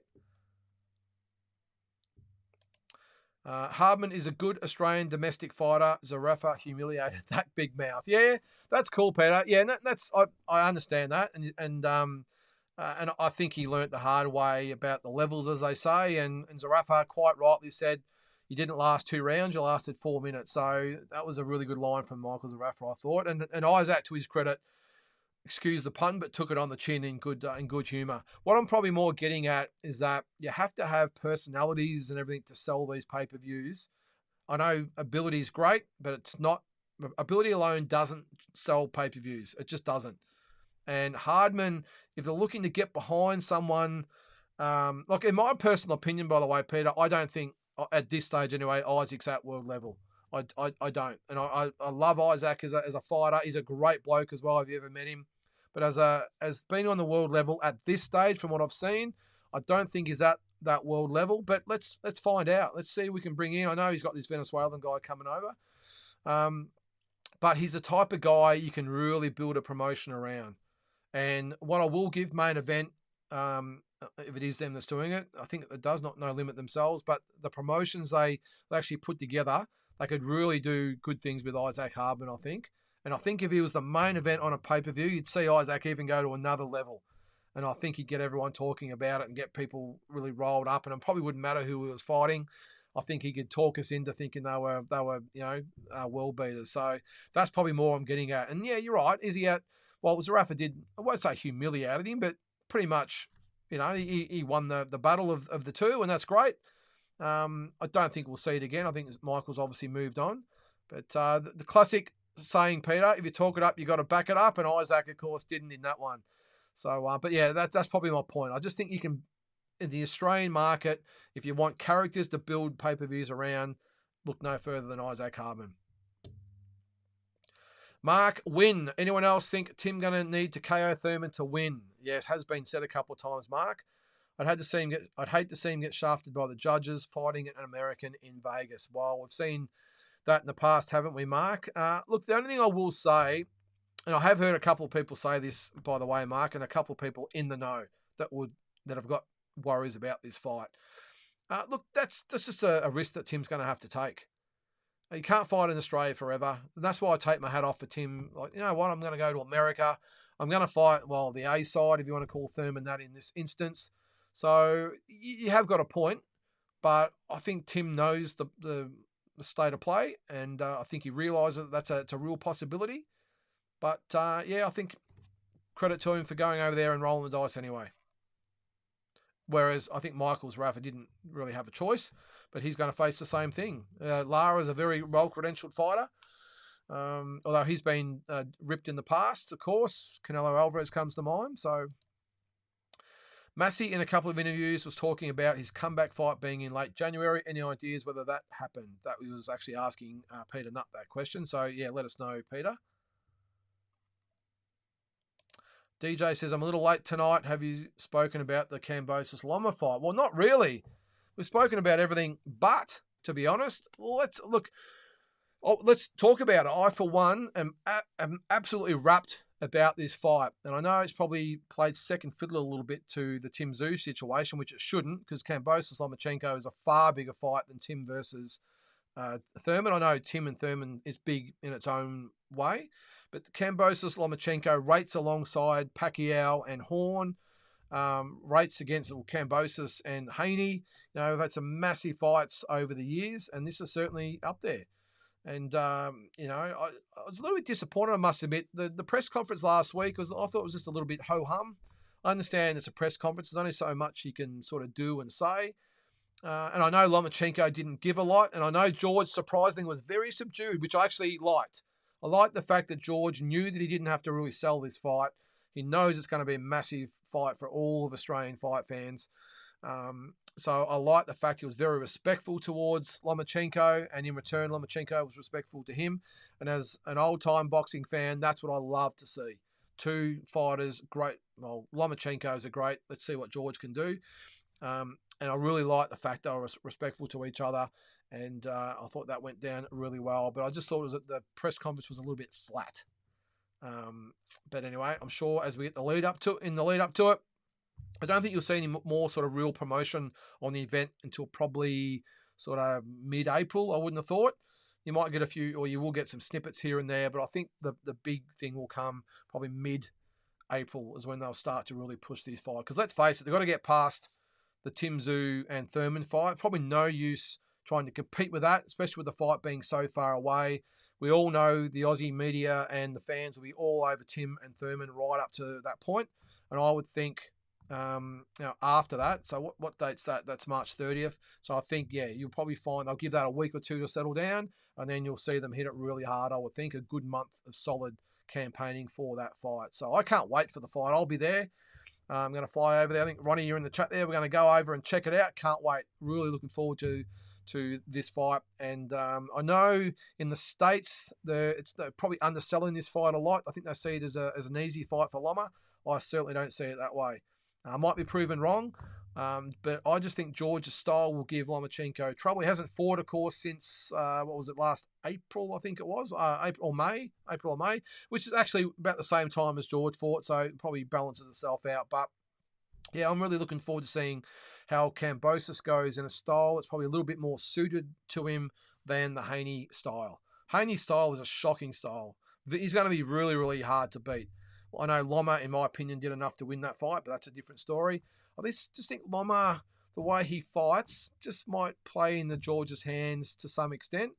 George does struggle a little bit with southpaws, but I love the fight. I really do. Can't wait to see it. And full respect again to George Kambosos for taking this fight. His last few fights, Haney, I know the Maxie Hughes ones, think of it as you will, but still stepped up, went over there and fought Hughes in the States. But before that, the 2 fights with Haney after Lopez, full respect to Kambosos, and as I said, can't wait. Cole is a fan of women's boxing. That Harris card was below average. Yeah, I didn't see that. I think I was overseas at the time, Cole. It was like the first wave of WCW superstars invading the WWF. You weren't getting the gold class. It was much better than that. Yeah, well, as I said, I didn't see the card. I think it was, well, I'll be honest with you, Cole, with the chance of upsetting you if you're a fan of women's boxing, the fact that they had Taylor Harris as the main event on that card, I might have watched it anyway. We want an all-female card of quality. Hey, I know, again, there's fighters on different cards and everything else, but some really good young Aussie female fights out there. And why wouldn't you try and work in with it could have been Shannon O'Connell, Taylor Harris. I know Shannon had her problems, but some really good women they could have had headline that card. And Taylor Harris, I understand why they did it, by the way. She's a name. She had a big following. But geez, I watched it on YouTube when I got home, and that was a shocker. That was a real shocker. Tim's body shots will get Thurman out, says Team Batman Boxing. Yep. Peter Nutt says Paulo could win a world title if he puts the work in. Yeah, and that's the other question, mate. Is he willing to put the work in? Lincoln Hudson's a very, very good trainer, so I'm sure he will, but let's see. Carl says, I miss Harry Garside. I was so high on that kid. Well, I think he's going to be at the Olympics, Carl, so I'm sure after that we'll see. I've just got a feeling the pros aren't his scene. I think he more sees boxing as a sport and not a business. And boxing obviously is 100% a business. So I think that's why he likes the amateurs. He can represent Australia, travel the world, probably get good sponsorship out of it, and it's still a sport. So we'll see there. Bill Hack says, I think Ben Horn has a chance and one loss won't hurt Nikita. He's young, but I worry how badly hurt Glenn Rushton's fighter could get before he saved his fighter. Yeah, well, he's had a few instances in the past, hasn't he, Glenn? Batman says, I've seen Harry Garside versus Andy Cruz in the Olympics and thought he can definitely be something. Shane, it's panned out how it has. Shame it's panned out so far. Yeah, he'll be back, Batman, no doubt. For me, 36 minutes to keep Better Bivol without putting a dent in Arthur. I've got Better Bivol breaking down Bivol. Yeah, good take on it there, mate. Andy says he favours Better Bivol at the moment, but we'll still do some film study before I commit to a pick, to be honest. Yeah, not a bad way to look at it there, Andy. Canelo destroys Crawford. Yep, good way of looking at it. Yep, that's cool.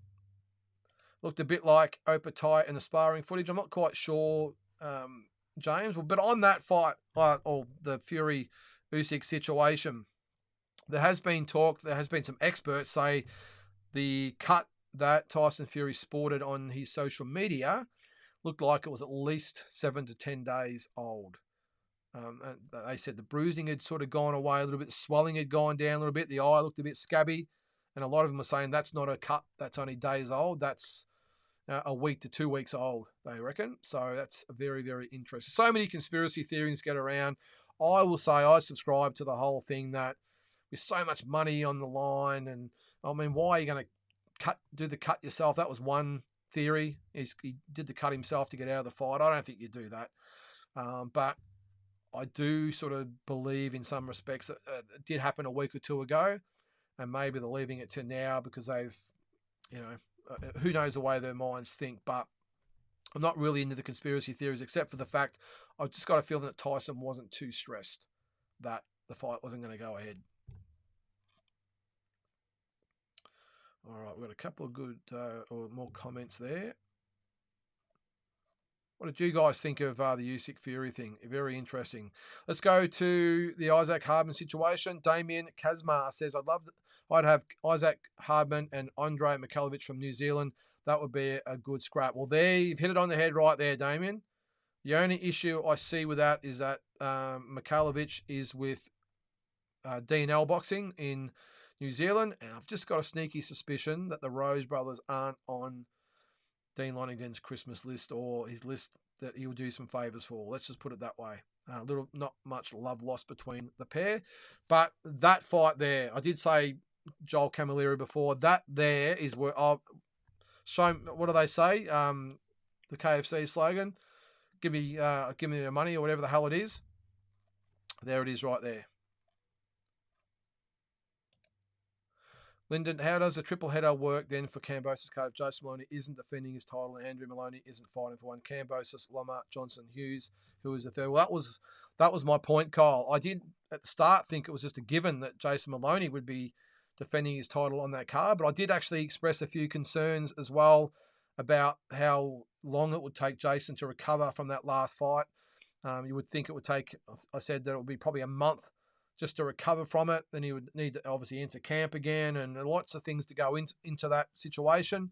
I still think it might happen, but don't be surprised if it's someone else. However, having said that, who would it be? Obviously, Johnson and Hughes is the other one. Maybe it could be an overseas fight that they bring here to put on the card, which wouldn't make a lot of sense, but stranger things have happened. Top Rank have got to fulfill the commitments to their fighters as well. So that could be a possibility. I'm still banking on Jason Maloney, but I've just had some good mail to say it won't be Jason Maloney. And I'm all for that, to be honest. I would love for him to have his own show a month or two after that. I think he's earned it well and truly.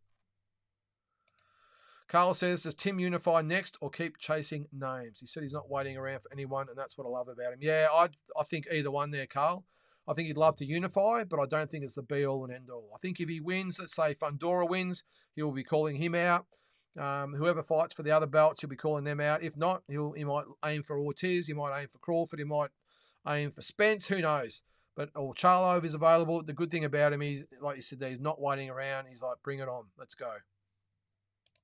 Peter says, people need to stop putting Zarafa down and get behind him to bring home a belt. Yep, agree with that, Peter. He does get a really bad rap. I know he's been his own worst enemy a few times, but end of the day, he's an Aussie fighting for a world title in Las Vegas. So if you're going there to support Tim, as hard as it is, support Michael Zarafa as well. It'll be interesting to see how many, I know a lot of people going from Tim's sort of fan base. It'll be interesting to see how many go to support Michael. I'm sure he has got a good support base or fan base in Melbourne. So that's interesting. Let's see how he goes. Let's hope he gets a lot. And there's a massive Aussie section. Wait for the IBF, Carl. I think Lubin will make his move soon. I know he has been asking for, requesting that Tim gets stripped of the WBO title because he's not defending it this time. I think he's just grasping at straws there. But Fundora could be next. Could be a whole array of different opponents, which is good. Batman says he met I met Thurman a few times. He's such a nice guy, super cool. But he's getting broken down. Zooin is a different beast right now. He will fold Keith in half with a body shot at some point. Yep, I agree. All right. Last question before we end proceedings. Well, it might be the second last. Will the Pies go back to back? 100% negative. Peter, put your money on the Mighty Blue Boys this year, I think. I think you're sort of baiting me a little bit there. They can go back to back, but will they? No. Not if they come up against Charlie and Cripper and all the boys in September, mate, but we'll see. That's what's great. How good would it be, though, to be Carlton and Collingwood? I've got a feeling maybe might be the Blues and Brisbane, if you ask me, but we'll see. All right, I think that's it. All right, so we'll go. One last thing here from Jules H. We haven't had a quick comment from him all night. How are you, Jules? Missed the last few deep dives, but good to see all the usual suspects in the chat. Yeah, we've had a few tonight, which is good. I'm sure it's been covered, but glad to see Zarafa finally getting his shot and on the zoo card. Yeah, it is a little bit laughable, isn't it, Jules, that it's happened. Look, I think it's great, and look, credit to both guys too. They've acknowledged each other that, look, it is what it is. They've had a bit of a laugh about it. I think Tim joked that Zarafa was back in economy class while he was up in business class, and Zarafa had a bit of a laugh about it as well. But look, end of the day, they are both Aussies. I think if you talk to Michael, he would still like that Tim Tszyu fight down the track. But I think if you talk to Team Tszyu, I don't think they want. Well, it's not that they don't want it; they don't need that fight at the moment, and they might only put that in reserve in case if Michael does win the belt. That is. for maybe down the track if it suits them. So anyway, plenty of stuff going on. Thanks again, guys, for tuning in. If you're watching on Thursday night is our next Dream Fight. So we're alternating our Dream Fight and what was the other thing? This the talking point. Sorry, it's been a long 2 hours.